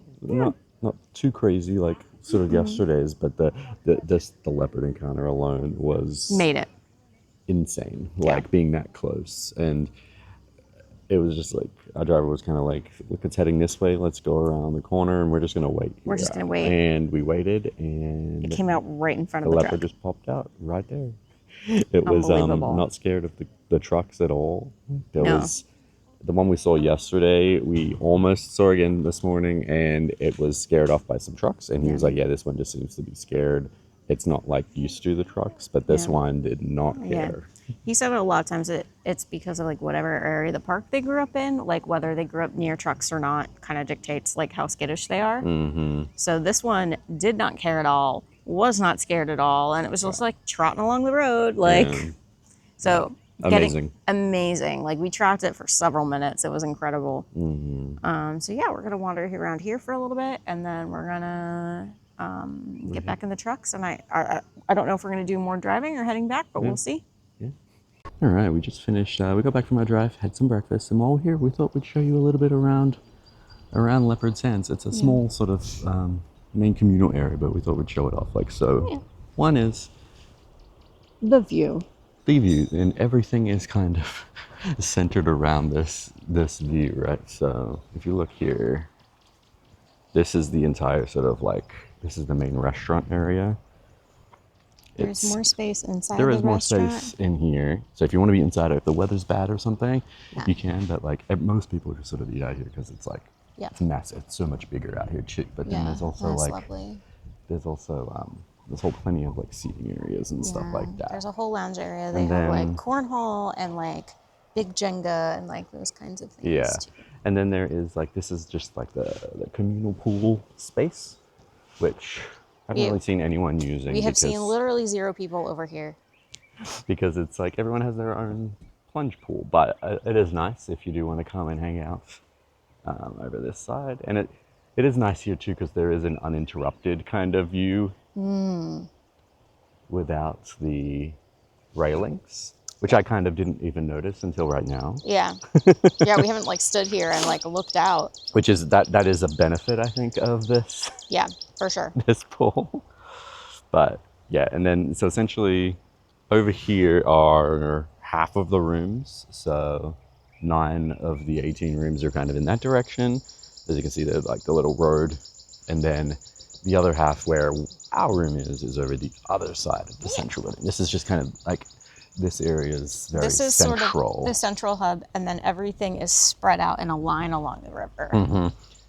Yeah, and then this is like the communal sort of just like hanging out area if you want to just sit on couches. They have some like big like Jenga and like a cornhole like game you can play. And then like more couches, more stuff like big. They have like big dominoes. Yeah.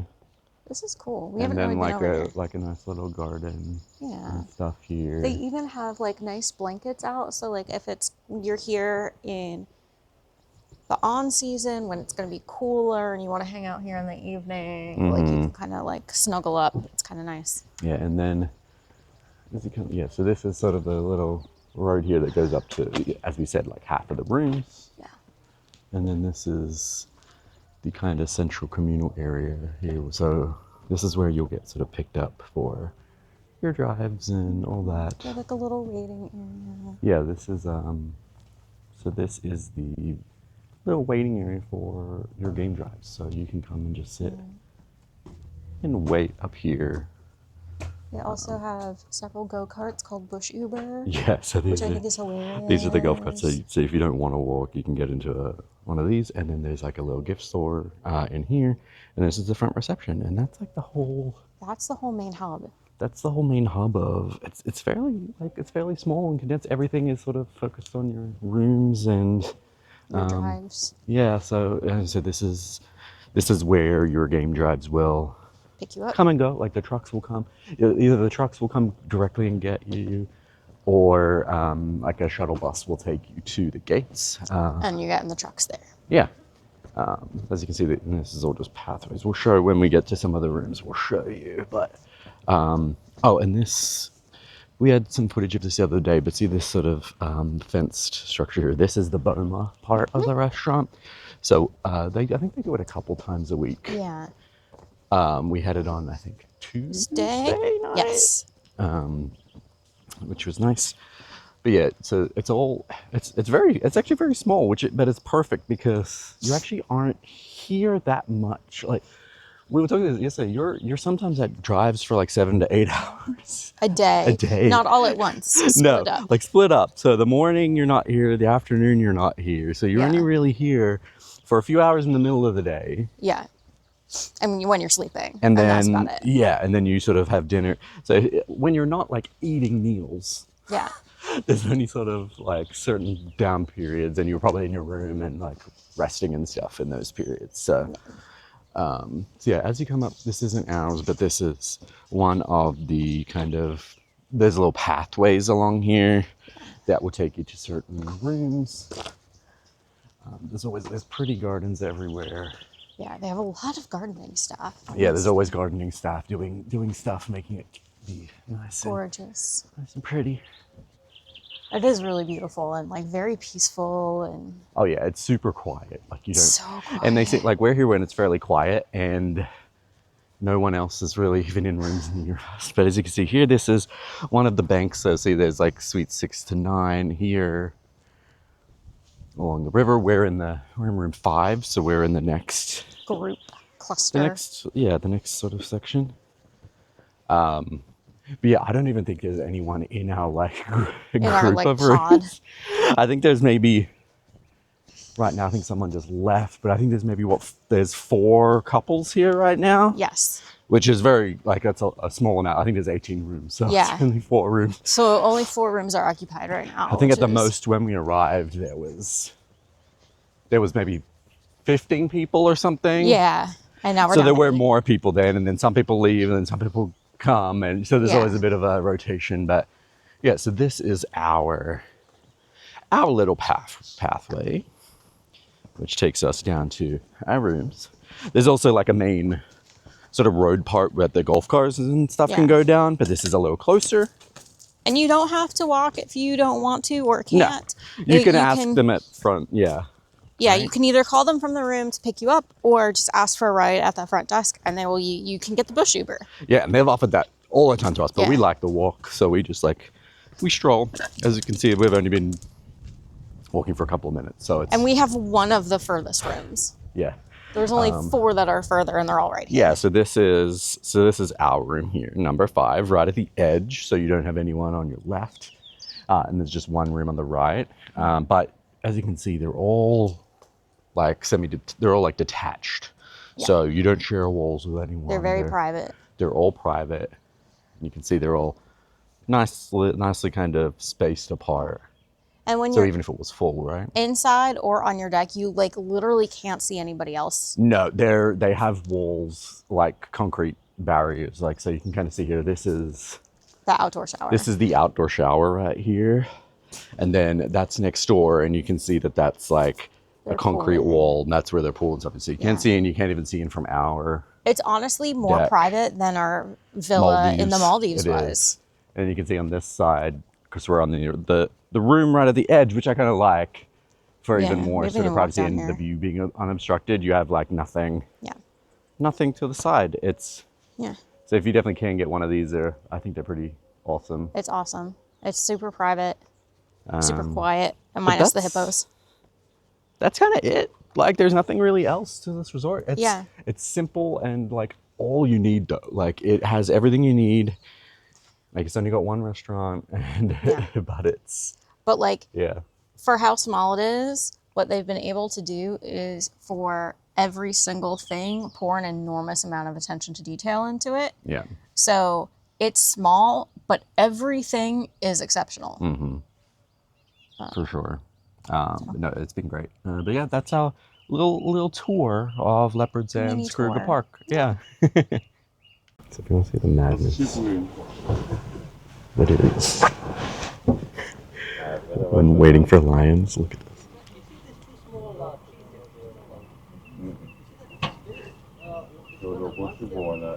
Everyone just waiting.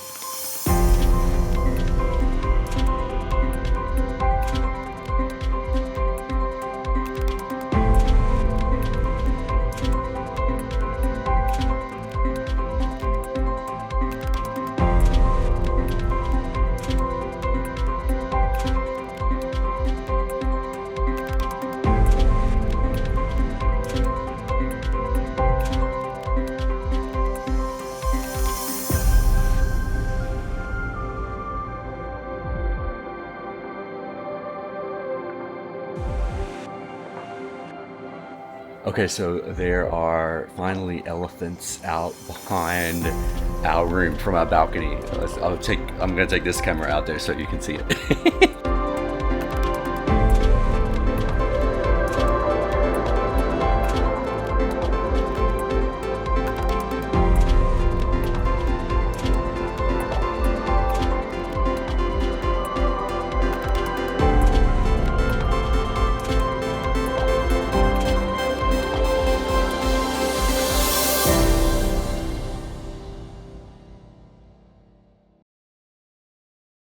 All right, we're wrapping up our time here at Leopard Sands, Kruger Park, and we wanted to give our like thoughts and a little review of this amazing resort. Yeah, I think we found a hidden gem.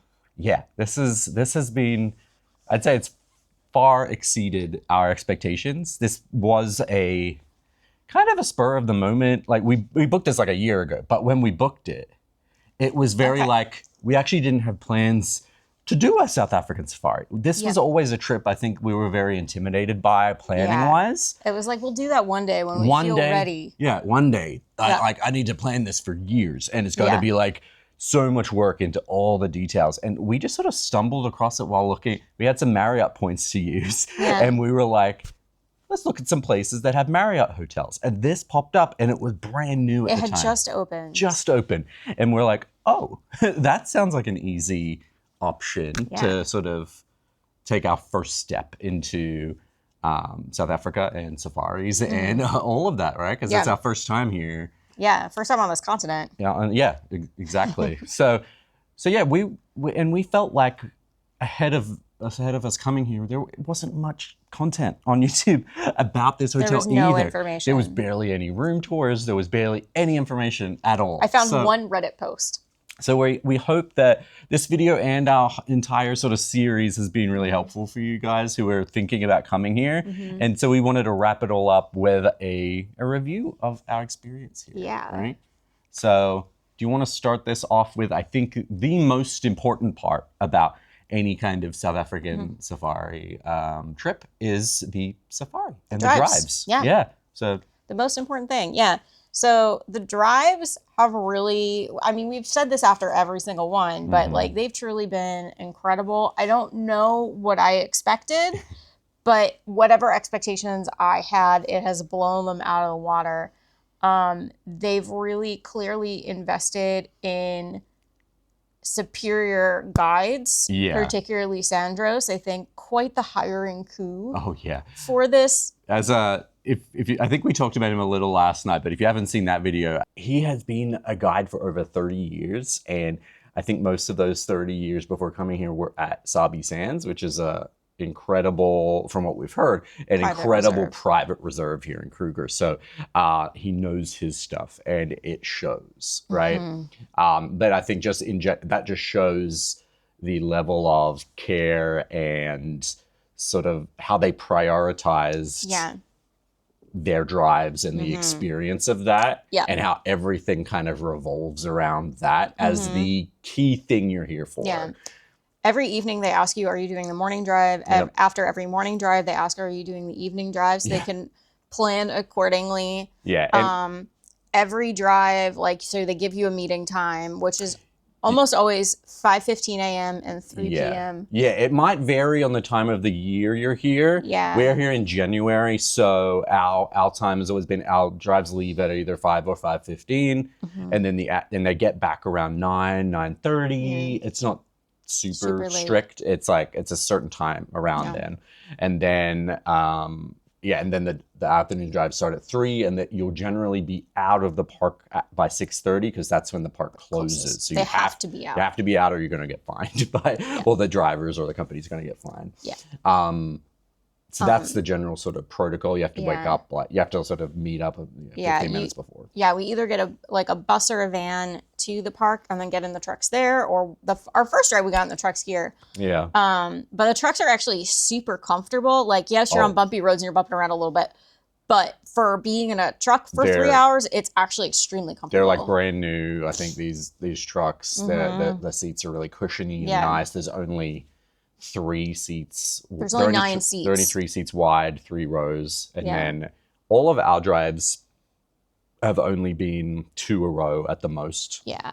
So the most we've seen in a car is 6, and the driver. Yeah. But I don't know if they were really packed. I feel like they probably wouldn't unless you were in a group of 3 or larger, in an odd number, right? Yeah. But I think they probably wouldn't want to separate people. No. They seem to be very careful with that and making sure they have enough cars to make everyone be comfortable. Yeah. So you have the ability to kind of sit on a side, move around. over, stand up. So I you can literally get your- climbed into like a different row yesterday and it was fine. And I'm like over this side and something's over there and I'm like leaning over Marissa and like taking photos like that. But no, they're very comfortable. They're always on time. They're like very professional. They've got like always have drinks and like snacks on board. So like you just go in and they'll be like, does someone want a water? Does someone want a Coke? Does someone want a juice? And in the mornings they even will have sort of hot beverages. They won't give you those like while driving. They'll stop. You generally stop towards the end for 15 to 30 minutes and they'll do a little spread with like coffee and some biscuits and stuff. Yeah, depending on how active your drive has been. If you're in the middle of like searching for a rhino like we were yesterday, they might not stop for as long. Yeah, and they'll just be like, hey, do you want a drink or like here's a bathroom break, but let's skip the long 30-minute break or whatever for coffee. And if it's a slower morning, they'll be like, hey, we're gonna stop it like we did earlier today. We stopped at Skakusa and we we stayed around there for a little bit. But if your drive needs it, they can kind of bypass that longer. And then in the afternoon, they have snacks. It's like popcorn and nuts and dried fruit. Every day they pass around the little like they're like tins camp of them. tins that like screw together. It just feels like we were kind of saying this. It feels very luxurious. It does. It's not like a luxury of like like I think the place in general feels very luxurious in a sort of down to earth way. Does It's that make rustic sense? luxury. Yeah, rustic luxury. Like it's not quite glamping. It's very nice rooms. Like the room, it's not that level, but it's like they provide very good service. Like even the drivers. Like so you might even think that they're, a driver might not give you the same kind of service as someone at the hotel. They absolutely. No, they are. They really take care of you. They are impeccable. Right. They also, another nice thing is they also keep pretty heavy duty ponchos in the truck. Yes. So if you don't have a rain jacket or you forgot your rain jacket or you just want like an extra layer of warmth because it is actually pretty chilly in the mornings. Yeah. Those are available So you could too. probably get by without even bringing a rain jacket. I haven't even used it hasn't rained for us, but you would be able to get by with those jackets. And they provide binoculars as well. Yes.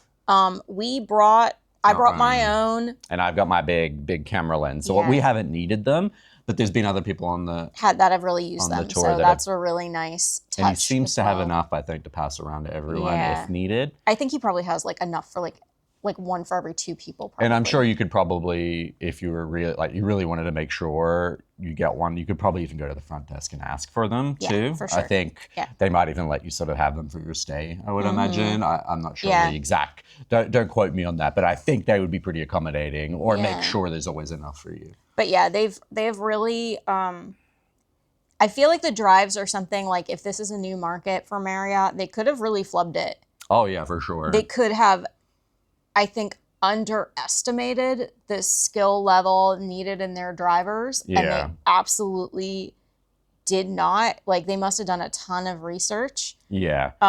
Because they take nailed it very seriously. Yeah. And as evident, even on our, I think it was our first full day, Van, who's one of their managers, I think he's the resort the general manager, I think he was actually at Kruger Gate that morning and was kind of like, this is a little crazy, the whole system, because you have to get a permit, a permit every day that you go into the park. And so one of the drivers has to go into this office every morning when they open, get a permit for everyone, come back to the van, and then we're good to go. And it takes about 30 minutes. Yeah, and we were at that point leaving here at 5. Yeah. And then the gates, I think were opening about 5:15, and then we couldn't get into the park until 5:30. So we were probably waiting about 30 minutes at the gate.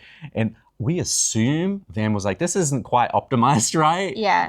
Then the next morning, they were like, you don't have to leave till 5:15. Yeah. So and it moved faster the next morning after he was there, and he's like, I think we can figure that out. So we've seen now the drivers seem to pack up their gear here, leave before us, get to the park, and to start then that process. They start the process, and then we get like the shuttle bus. Yeah. Two more things about the permits. One, that is definitely a benefit that you almost don't see or feel is if you are driving yourself or staying, depending on where you're staying, you have to get the permits yourself. Like if you're in a campground or something like that. But here they take care of all of that. And I assume they're not free as well, right? No, they're not. They take care of the fees and everything for you. The fees are included. Everything's included. We don't have to do any. Like we don't have to do anything. When we arrived at the airport, we filled in a piece of paper that said our names, our passport number, and I think our nationality. We gave it to our driver. That was it. Yep. That was the entire process for us getting permission to go in the parks. Taking care of it every single day. So I think that's really nice. And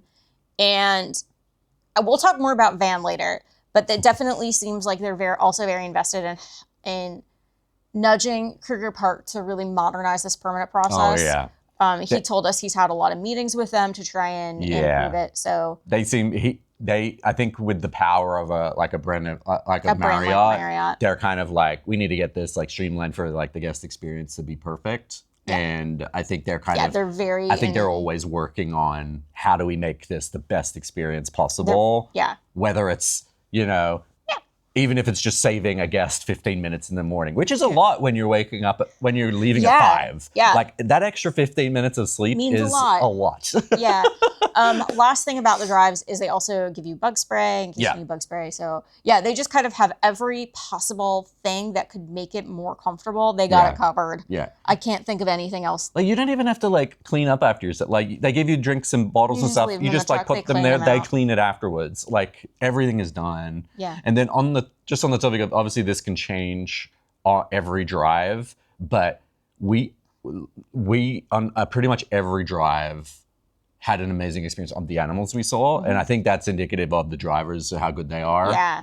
Being able to find the animals. They all communicate with each other. Like a lot of the drivers communicate with each other, both in resort cars and other resorts. Yeah. They're all talking to each other, trying to make sure we all had the best experience possible, right? And especially with Sandros, there's been so many times where you see him leaning on his instincts and his experience of, I have a hunch, we're going to turn around, and then there's like 30 elephants. Yeah. Or this morning with the leopard of like his ability to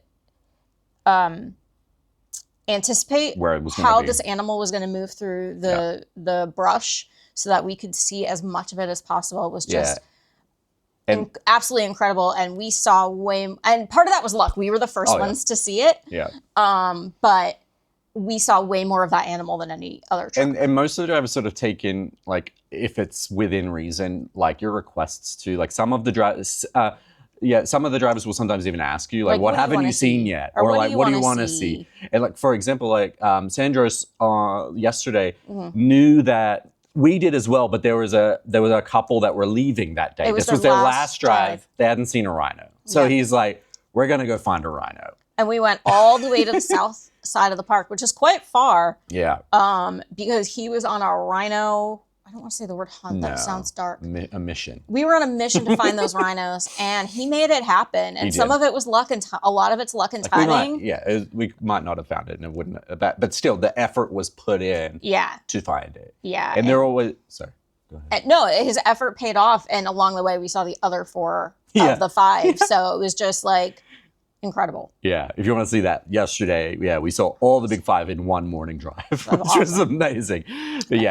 But and then also the last thing, they're also very accommodating for, like, if they know you want to take photos or video and stuff, they'll ask, are you ready to move on? Like, are you good? Have you got your photo? Have you got your shot? And they'll sometimes even be like, if you see something, tell me to stop. Yeah, and there's also been a couple times where you're like, can you move up like 2 inches? Yeah. So you're like that tree branch is out of the way. And they'll just inch the car up so you can get that perfect shot. So they're super accommodating. And like they must be able to anticipate, like if I'm all the way up here, they're back there. What they can, it's, I can't imagine the amount of skill required to be driving on these very difficult roads in a stick shift truck. Yeah. Driving in a way so that it's comfortable for us in the back. Oh, yeah. looking for animals, tracking animals, and then also being able to answer everybody's like off the wall questions at any given moment. This man's brain must be working so hard. Yeah. He is so incredibly intelligent. I could talk about Sandros all day. We should probably move on. We've spent a lot of time on the drives, but I think it was important to go talk about this. And I think anyone watching this, if you're from Marriott higher ups or like managers of this resort, Sandros is the best. Yeah, and, well done. Applause for Sandros. Sandros, you're watching it. You're the best. All right, we should probably talk about a couple of other things about the resort, right? And I think, I think that first part was the most important. But now let's talk about, do you want to talk about the room? Yeah, let's talk about the room. We're sitting in it. So we did a little tour of this earlier. So if you want to see that, head back in the video. playlist. Yeah, we'll link it in the description. But the room has been amazing. It's big. It's airy. Yeah, it's comfortable. It's always air conditioned. So in summer, that is very much appreciated. It's got everything you need because it is all inclusive. There's snacks. There's soda, there's coffee, 2 types of coffee. There's instant and espresso. Yeah, there's, they provide bug spray in the room. There's, bathtub and shower. 2 showers. 2 showers, outdoor shower. Your own plunge pool, your own balcony, your own view with hippos. Yeah. I'm pretty sure a hippo literally walked in front of our balcony. Like right in front of our balcony because there's about 6 to 8 inches between the fence of the park and where our balcony is. And I just, for the way plants are kicked over and stuff, it looks like something was walking there. Another great feature, we said we were probably going to use this the other day, and I don't think we talked about it afterwards, was the laundry. Oh yeah, the laundry service. So there's a laundry service, which is great when you're in a safari, because sometimes you're dirty. Pretty dirty. We haven't been that bad. We've been lucky with the weather where it hasn't been too hot, and we haven't been super dirty. So, but we did use the laundry service one day. In the morning, I think I put a shirt and some pants and I did a dress, You put a dress in, and we just you fill in a little card, and we put it like at the front near the door. Yeah. And then they came, took it, and then by that evening, our clothes were washed and dried and pressed. I don't think they were pressed. They were just like folded nicely. Yeah. And so that is something like I was kind of skeptical. You were very skeptical that was going to work, but no, it was. And you were like, oh, it's a form. I got to fill it out. Yeah. It was easy. You just, they have like all different types of clothing. You just circle what you're putting in, how many of that item for each thing. Yeah. And then you just like sign it and put your room number. You're supposed to take it to the front desk and hand it in. Yeah, but I forgot and we it left still it got here done. And they did it. But yeah, that was really, really great. That's just another little thing. So you could even probably get away with packing a little less and do laundry every day. I think you get 6 items per room. So, a couple each, or 3 items each, or if you're a couple. Yeah. But that's been great. Like everything has worked. Nothing's like broken or like we've had no issues with the room. No. We had one issue of a few ants near the bath. It was more than a few. The basins in the bathroom. We went and told the reception straight away. They got it sorted. We haven't had issues since. You are in the bush. So we've had an occasional bug in the room. We had like a grasshopper or something. That was this big. It was gigantic. I took care of it. And thank you. He's outside. But that's kind of to be expected, and it's no fault to like the room or anything. Yeah, they're clearly just doing like the best they can. It's just like bugs will get in occasionally. Yeah. But there's been I don't think we've had any mosquitoes in the room, that's probably the biggest sort of concern I think when a lot of people come. Yeah. Is like just for risk of like malaria and stuff like that. Yeah. So I think like the fact there's no mosquitoes is great. Yeah, especially because I don't know how much we've talked about it. It is a legitimate thatched roof. Oh yeah. It is not fake. It is a real thatched roof. Yeah, so you can say. It's like the fact that the bug challenge is so under control, I think really says a lot about the dedication to keeping this property. And they also do have a full like canopy. Yeah, it's a whole mosquito net that fully encapsulates the bed, and they put that down for you every evening. They do because they generally come in the morning when we're on our game drive. They'll do a clean. And then when we're on our afternoon drive, they will do a turn down service. So that's when they'll put the the canopy down. And stuff Yeah, like they'll put the nets down, and then they'll put your robes on your bed and your slippers by the bed, and it's just like very cozy. Yeah, and I think that on that note, like I'm one of those people that I get kind of a little, sometimes when I'm in a normal hotel, I get a little stressed sometimes about the timings of like the room being clean. I feel like we're sometimes like early, like we'll sometimes be early risers, do a lot of stuff and come back to the room. And the room's still not and made then up. like the room's not made, or the cleaning crew are there doing it while right when we want to have a nap or something. I think because those drives are here, they're on it and they get it done. They take advantage of it. Or they like, and I think there's a lot of communication between the front desk and the staff too. So like sometimes they know you're going to dinner, or they can sometimes then be like, oh, let's like turn down the room or whatever too. Yeah. But no, amazing, no issues. It's felt like it's very luxurious, high quality, modern. Everything, yeah. And what I actually really love about it, and looking at some of the other properties nearby, is it doesn't feel like like it's a very nice like villa suite, but it doesn't feel like a hotel room. No. And definitely some of the other places, it looks like a hotel room, right. which I feel like is not what I want for this experience. Like the layout and the decor and everything is just like, it's kind of what honestly, you want. I feel like this room, I think we said this privately, that like it's very similar to what you would get in like the Maldives and stuff, in like the overwater bungalows. Yeah, it's a very like, similar layout. When we said last year we went to the Maldives and experienced that, and it was very similar. You live kind of in here, and it's like it's very self-contained.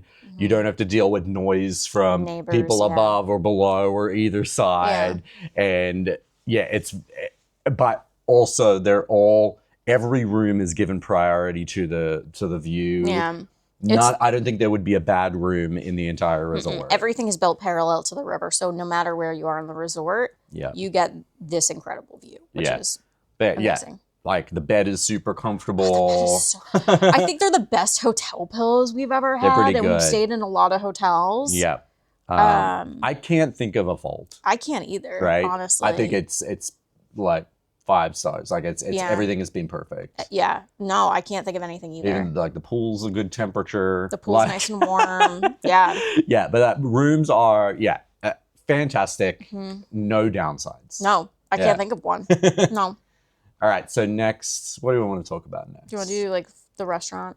Yeah, let's talk about the restaurant. I think it's an important one to go over because it's the only one. The only only food you're getting. And you're eating here because you're like kind of stuck here, I guess, right? Like you can't leave if you want, but only if like you organize something. Yeah. So you get everything's included, which is great, except alcohol. So you do have to purchase alcohol if you wish to have that, but it is so cheap. So cheap. Like I think at least for US conversion, most of the beers were like $2.50 a beer. And we got a bottle of wine for what, $11? I think it was $14 for an entire bottle of wine. I think if you purchased just a glass, it's about $3. Yeah, something like that. So very cheap, and I think the cocktails were very affordable too, like $5 or something. Yeah, like that. I think the margarita was like $3. They haven't. That was something like. That's one of like we talked about earlier, like how this kind of feels like being in the Maldives or something, like the rooms. It's not. They don't overcharge for stuff like the drinks like they do in the Maldives. Yeah, which was a really pleasant surprise. I was expecting it to be very expensive. I was expecting them to make like all the food's all inclusive, but the drinks are astronomical. But no, they're very affordable. So if you want a a glass of wine or two at dinner, or a beer or a cocktail, it's easy, and it's like you don't have to you just sort of write it on your check. They come out with your check that has like the amount on it, and they just charge it to the room. Yeah, which I will add. They bring out a check even if you didn't order something extra. So you do have to sign, even if it's a $0 amount. So make sure you don't just walk off. Yeah. We did that on our first lunch, and they were like, you need to like sign the thing. And you just got to write $0 and sign it. But yeah, let's talk about the food. The food has been amazing. Exceptional. Yeah. Like, it's like super high quality restaurant, like luxury restaurant quality, like every meal. Like, so we'll start with like breakfast. Actually, let's start before breakfast. Before breakfast. Because pre-breakfast. Yeah. So what's really nice is because the morning drives are so early, and they recommend you get to lodge about 10 to 15 minutes before your drive. Yeah. They have so many Pastries. there. Yeah, they have juices and pastries laid out. There's a coffee bar, so you can order whatever coffee beverage, and they put it in a little to-go cup for you.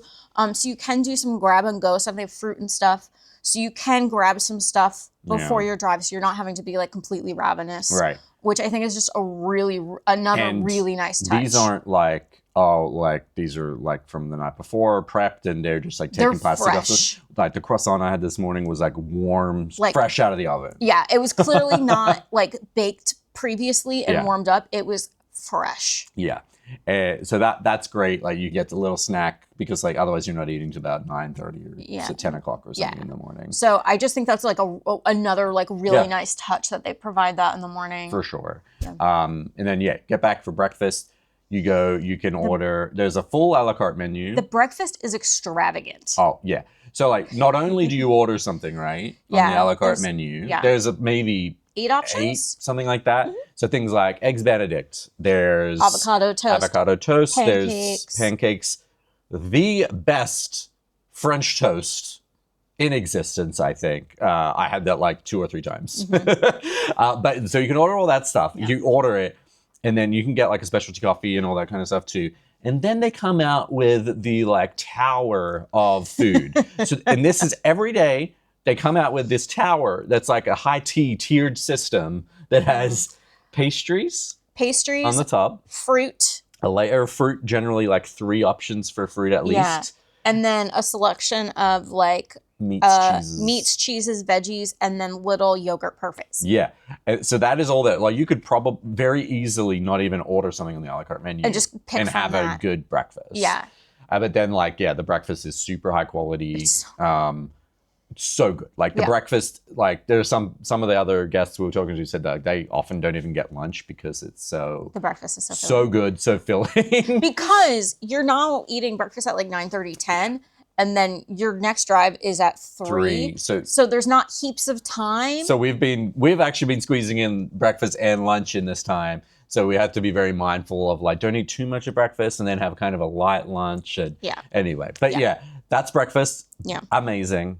And then there's there's lunch. That is that's I think it's served from like midday-ish or something like that. To about 3. Yeah, and we've got that every day, and it's very good. It's a smaller menu. Yeah. Generally, there'll be I think 3 apps. 2 or 3, two or 3 starters. I think 2 mains to pick from, and then 2 desserts to pick from. Yeah. And they've rotated the items every day. I think we saw 1 repeat from yesterday, so I think it's like every few days like they every might 3 days bring maybe around repeat. the stuff, but. Yeah. Super high quality, super everything. And what we've found from the meals here is everything is so like fresh and pretty healthy. Like there's so many really high quality veggies and like fish. The a fish lot has of been fish. fabulous. Even like the meat is just all seems to be prepared so well that it like nothing feels. I never feel heavy or gross after eating anything. No, it's Even like the lovely. little sliders we got at lunch, like they felt really good and or fresh. the lamb kofta. Yeah. Like all the food's been great. And I think a lot of, and I think the lunch portions seem to be a little bit on the small, like not tiny, but I think intentionally lighter and kind of smaller portion because they know like you've probably just had a giant breakfast. But lunch is amazing.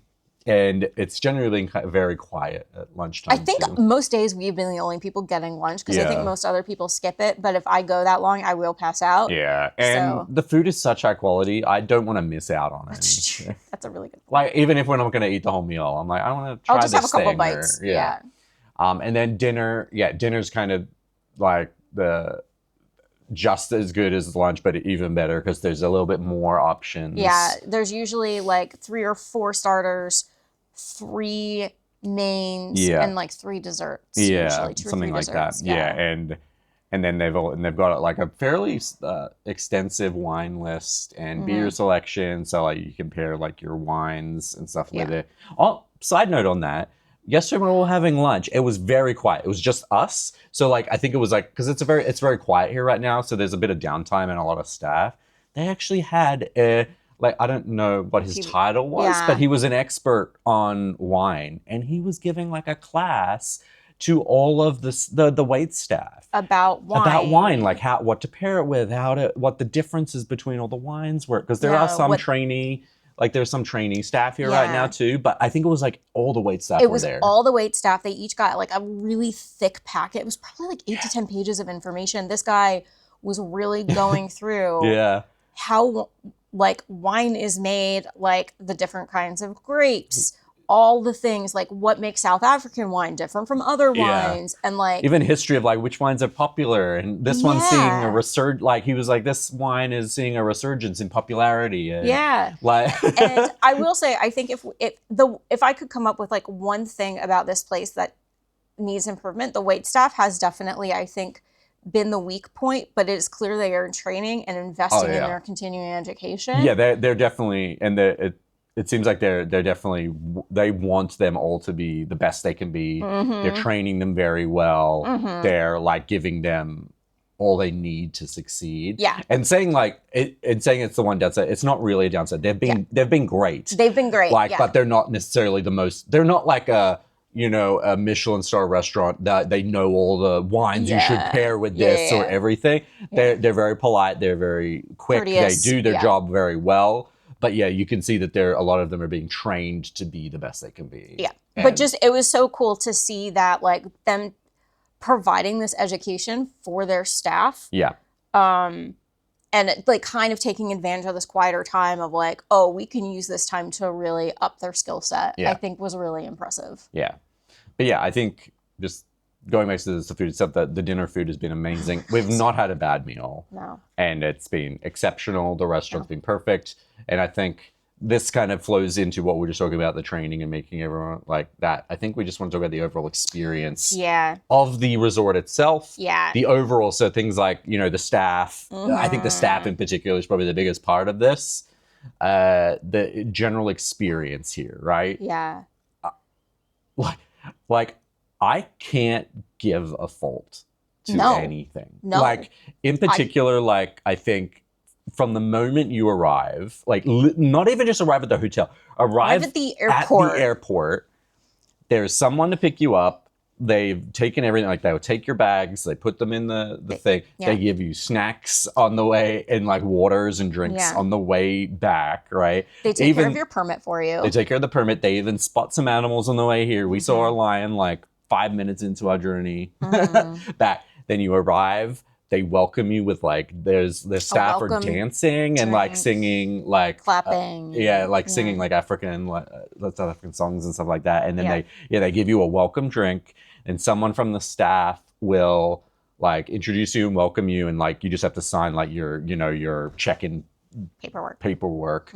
Then they give you an option to be like, hey, do you want to sit, enjoy your drink, or like have something to eat or whatever, or do you want to go straight to your room? And we were like, we'll go straight to the room. Like our bags were already here. Yeah. We jumped on the Bush Uber, which if you haven't seen it, we've talked about it a few times. It's their little golf carts. They call it the Bush Uber, which is hilarious. And then they take you here, but then the staff member will give you a tour of your room, show you all the ins and outs of how everything works, and then you can kind of do as you please until you think. But also, on that note, we got here at about midday. Our room was ready. Our bags were here. Like check-in wasn't officially to 2, but I think because like they know there's not many flights coming in and out, so it's like they're like, let's make sure the room's ready. Like we got to the Maldives, like last year when we went to the Maldives, we arrived really early in the morning, like 6 o'clock or something. We still had to wait. We had to wait like half a day. We were tired. We had to kind of be out in the public spaces for so long. Yeah. I think a little thing like that the room is ready when you get here, such a huge difference. Is massive. Like I love that. And especially like to compare the two, we were also at the Maldives in the off season. We were also there when the resort was not full. Yeah. There was no reason to make us wait that long. There wasn't. So the fact that here we were able to get right into our room is just like another. Oh, it just shows that they like little details are done right. Yeah. And then it was the first day. We weren't even sure if we would get a drive, but they're like, no, would you like to participate in like the afternoon game drive at 3? And we were like, yes. So like that is done. That was perfect. We could go get lunch straight away before that as well. So all that little stuff is like done so well, right? Like the first day experience is perfect. Yeah, the front desk staff are incredible and so welcoming. Oh my God. It seems like generally like you'll have, I think someone does sort of like a morning, like day sort of shift and someone sort of takes over in the afternoon. So you'll generally kind of have a front desk person in the mornings and at lunchtime, and then someone else will be there then. And they're like the most friendly and helpful people ever. They're lovely. Every morning because it's so quiet, there's only a limited amount of guests here. They all like, you feel like you know everybody. You feel like you know them all, and they welcome you every morning, and they're very professional, but they're extremely friendly. Yeah, right? And like while we're on the subject of staff, can we talk about the management for a second? God. Yeah. We've met 3 managers of various capacities. Yeah. Van, Joey, and Anita. All 3 of them absolutely lovely people. And they like love this place, and you can tell they're all extremely passionate, right? It is clearly a labor of love for them, and they are so determined to make this place successful because it is in its first year of operation, maybe just over its first year of operation. They were recruited from like other Marriotts. Clearly, like they recruited the best of the best. Yeah, like Joey said she was from she'd been in like Dubai. No, it was Anita. Was that Anita? Yeah. I thought it was Joey. Oh, anyway, yeah. One of them was from Dubai for like 15 years or something. Right? Yeah.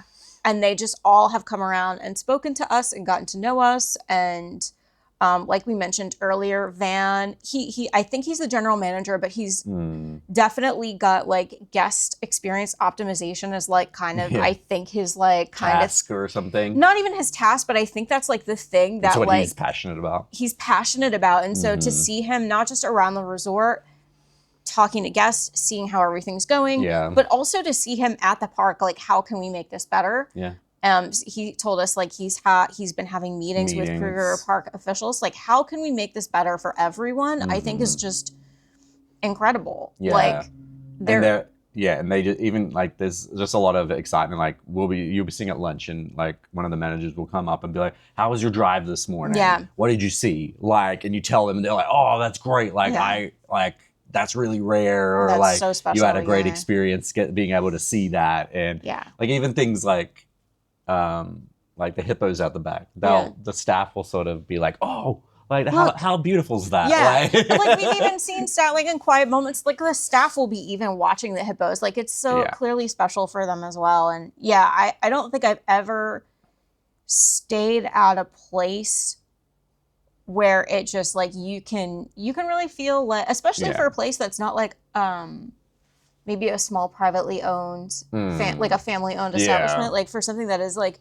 Marriott and corporate, like all the way up to management, everyone is passionate and really wants the place to succeed. I think, and really wants their guests to have the most incredible experience. And possible. It's the most, as you said, it's like it's sometimes even rare to see like the managers of a hotel, right? Yeah, and like we've chatted with Van. I think they always like either stick their head out of the office and be like, "Oh, good morning," like how was your drive or whatever, or they'll come up at dinner or lunch or something and just have a little chat with you and ask you about your experience. And like we were telling one of the managers like how great our experience has been here, and they were like over the moon. Yeah.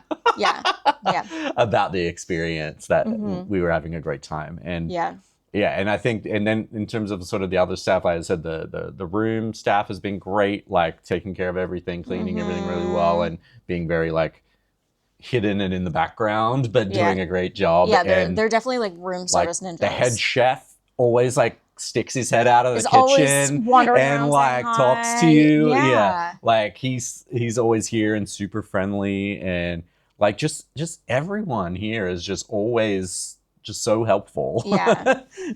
You feel like loved and cared for. Yeah, even like the driver, like Ernest, every morning he's our like shuttle driver that takes us to the park to get into our thing. Like he's very helpful, and he passes out bug spray every morning. Gives us bug spray, and he's sorry about the mosquitoes in the van or whatever.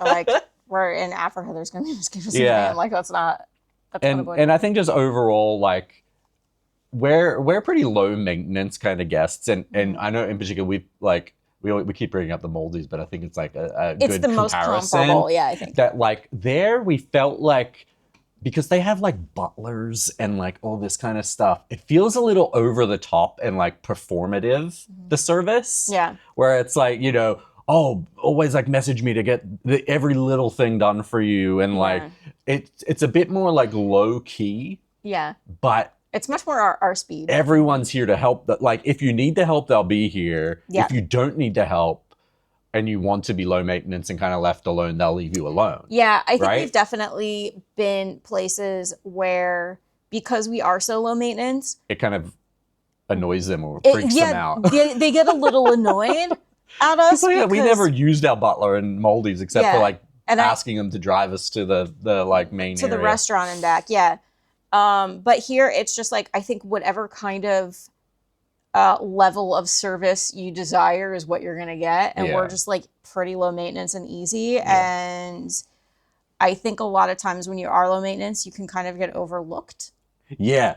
Right. I felt very appreciated for being low maintenance here, which is very like rare. Not common for like our travel experience. Yeah. Yeah. I feel like, sometimes if you don't make, in a lot of hotels, if you don't make a fuss and be kind of a jerk, you're not going to be top priority. Right. And here it's that customer experience I love of like, you're an easy customer, like you're a good customer. Rewarding your good customers as well as the ones that are louder, right? Like, yeah, for sure.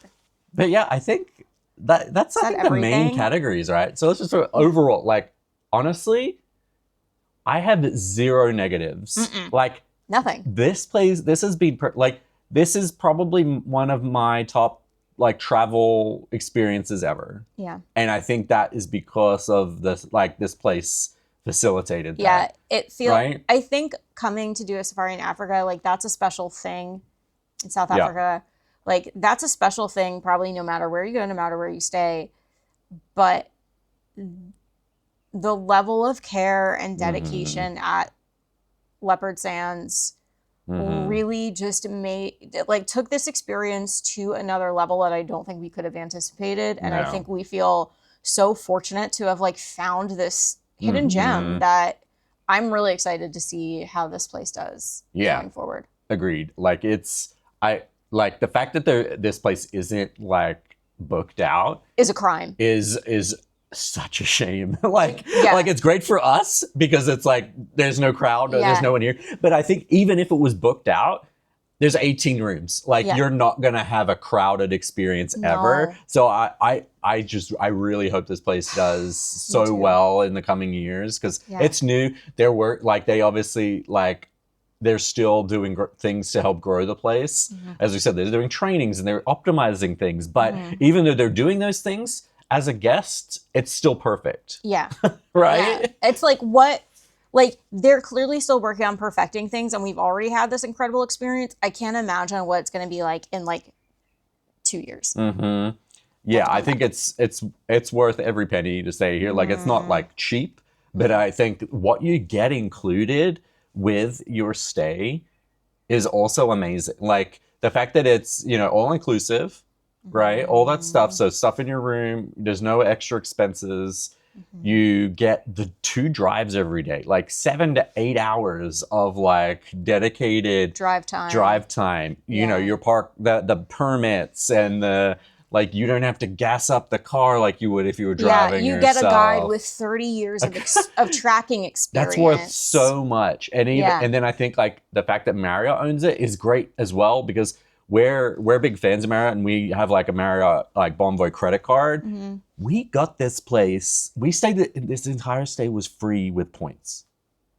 We stayed here. We saved about $5,000 or something with this trip by using Marriott points. And I think that's a really big thing, like a big perk. Yeah. Like a lot of the big name hotels have these like rewards programs. So if you stay with them, you get, little perks and points and stuff. Yeah. And the fact that you can stay in one of these super luxury lodges for free or heavily subsidized is really cool. Yeah. Because like we probably wouldn't have come here if we had to spend that much or like at least this point in our like travel like time, right? Like we've talked about doing a safari pretty much as long as we've known each other and talked about travel. And I think it was always like it was going to be another 5 to 10 years before we did it. Yeah. And being able to do it through Marriott with so much included, it just made it so It was so easy. It took something that felt really, as people that are pretty well traveled, something that to us felt really intimidating and made it easy and accessible. Yeah. Oh, I forgot one thing I want to mention. Okay. Sorry. So something that was a bit of a question mark when we were getting ready to come here and when we were planning it is it's called Leopard Sands Kruger Park. And I just wanted to take a minute and talk about a little bit of the geography. So it is not in the park. Yeah. It is about 12 to 15 minutes outside the park. Yeah. Which is why we have to get a shuttle bus in the morning. So I just kind of wanted to mention, you are not in Kruger Park. You were a hair outside of it. It seems like a lot of the hotels in the area are the same situation. They're just outside the gates. They're just outside. I think there are some that are in. There are lodges and experiences inside the park. Yeah. This is not one of them. It is outside the park. I just kind of wanted to note that just as a point of clarification, because it was not clear to me where it was in relation to Kruger when we were getting ready to come here. Yeah. The other thing we mentioned it in another, sorry, I'm thinking of all the things that I didn't think of before. Another thing in the realm of guest experience, taking this so seriously, is we mentioned it in another video, but it is a very secure property. Yeah. There is a electronic locked gate. Yep. Every car that goes in and out of this place is Scanned scanned in and out by the security guard, and they count how many people are in the car, and like they clearly take the guest safety very, very seriously. I know that's a concern of people coming to South Africa. Right. It's very, very safe. And the same as like even from the airport, you don't have to arrange they have like shuttles that bring you back and forth to the airport too. Yeah. And then on the other side is animals. There is a big old electric fence right there. Yeah. So which surrounds whatever your the safety property. concern is, you don't need to have it. Extremely safe. Because the whole thing has felt very, very safe. Even when you have a lion 4 feet from your truck, you still feel And I think on that note too, like we talked about the restaurants, but I think like some of the concerns people like you go to the doctors and they tell you to like be extremely careful about what you eat and drink and stuff. Yeah. They provide bottled water, and there were 2 giant bottles every day, so like you don't have to drink the tap water, and all of the food is so high quality. Yeah, I've had zero concerns about like we haven't been food sick. issues. We haven't been like everything's been great. Yeah. Like there's been no issues with kind of any sort of stuff like that. Yeah. So I think we have really proven the point that every possible little detail that could be paid attention to, they have it sorted out and optimized as much as possible. It's perfect. It's amazing. Perfect. 10 out of 10. Come stay at Leopard Sands. It's so good. Yeah, I think this is probably our favorite place we've ever stayed. Probably one of our favorite trips we've ever done. Yeah. So huge. And I think this was a good amount of time too. We stayed for 5 nights, and I think it was a great amount of time. Yeah. So Van, Anita, and Joey, if you're watching this video, like huge shout out to what you've accomplished here because it's really truly. There's probably special. other managers too we haven't met. Yeah, whoever we haven't met that we haven't named, you're doing great. Yeah, you're all doing a good job. Keep it up. And I'm sure we'll probably be back here in the future because it's such a cool place. Yes, absolutely. All right, is that wrapping this up? I think we've rambled on long enough. Yeah, we've rambled a lot. So thanks so much for watching. If you made it through all of this. If you've made it through the whole video, we appreciate it. Thanks for watching. If you want to see all the other videos from this amazing place, just check out the other videos in the playlist. And if you want to follow along on our future adventures, make sure you hit that little subscribe button below. Yep. Thanks. Thanks for watching. Bye.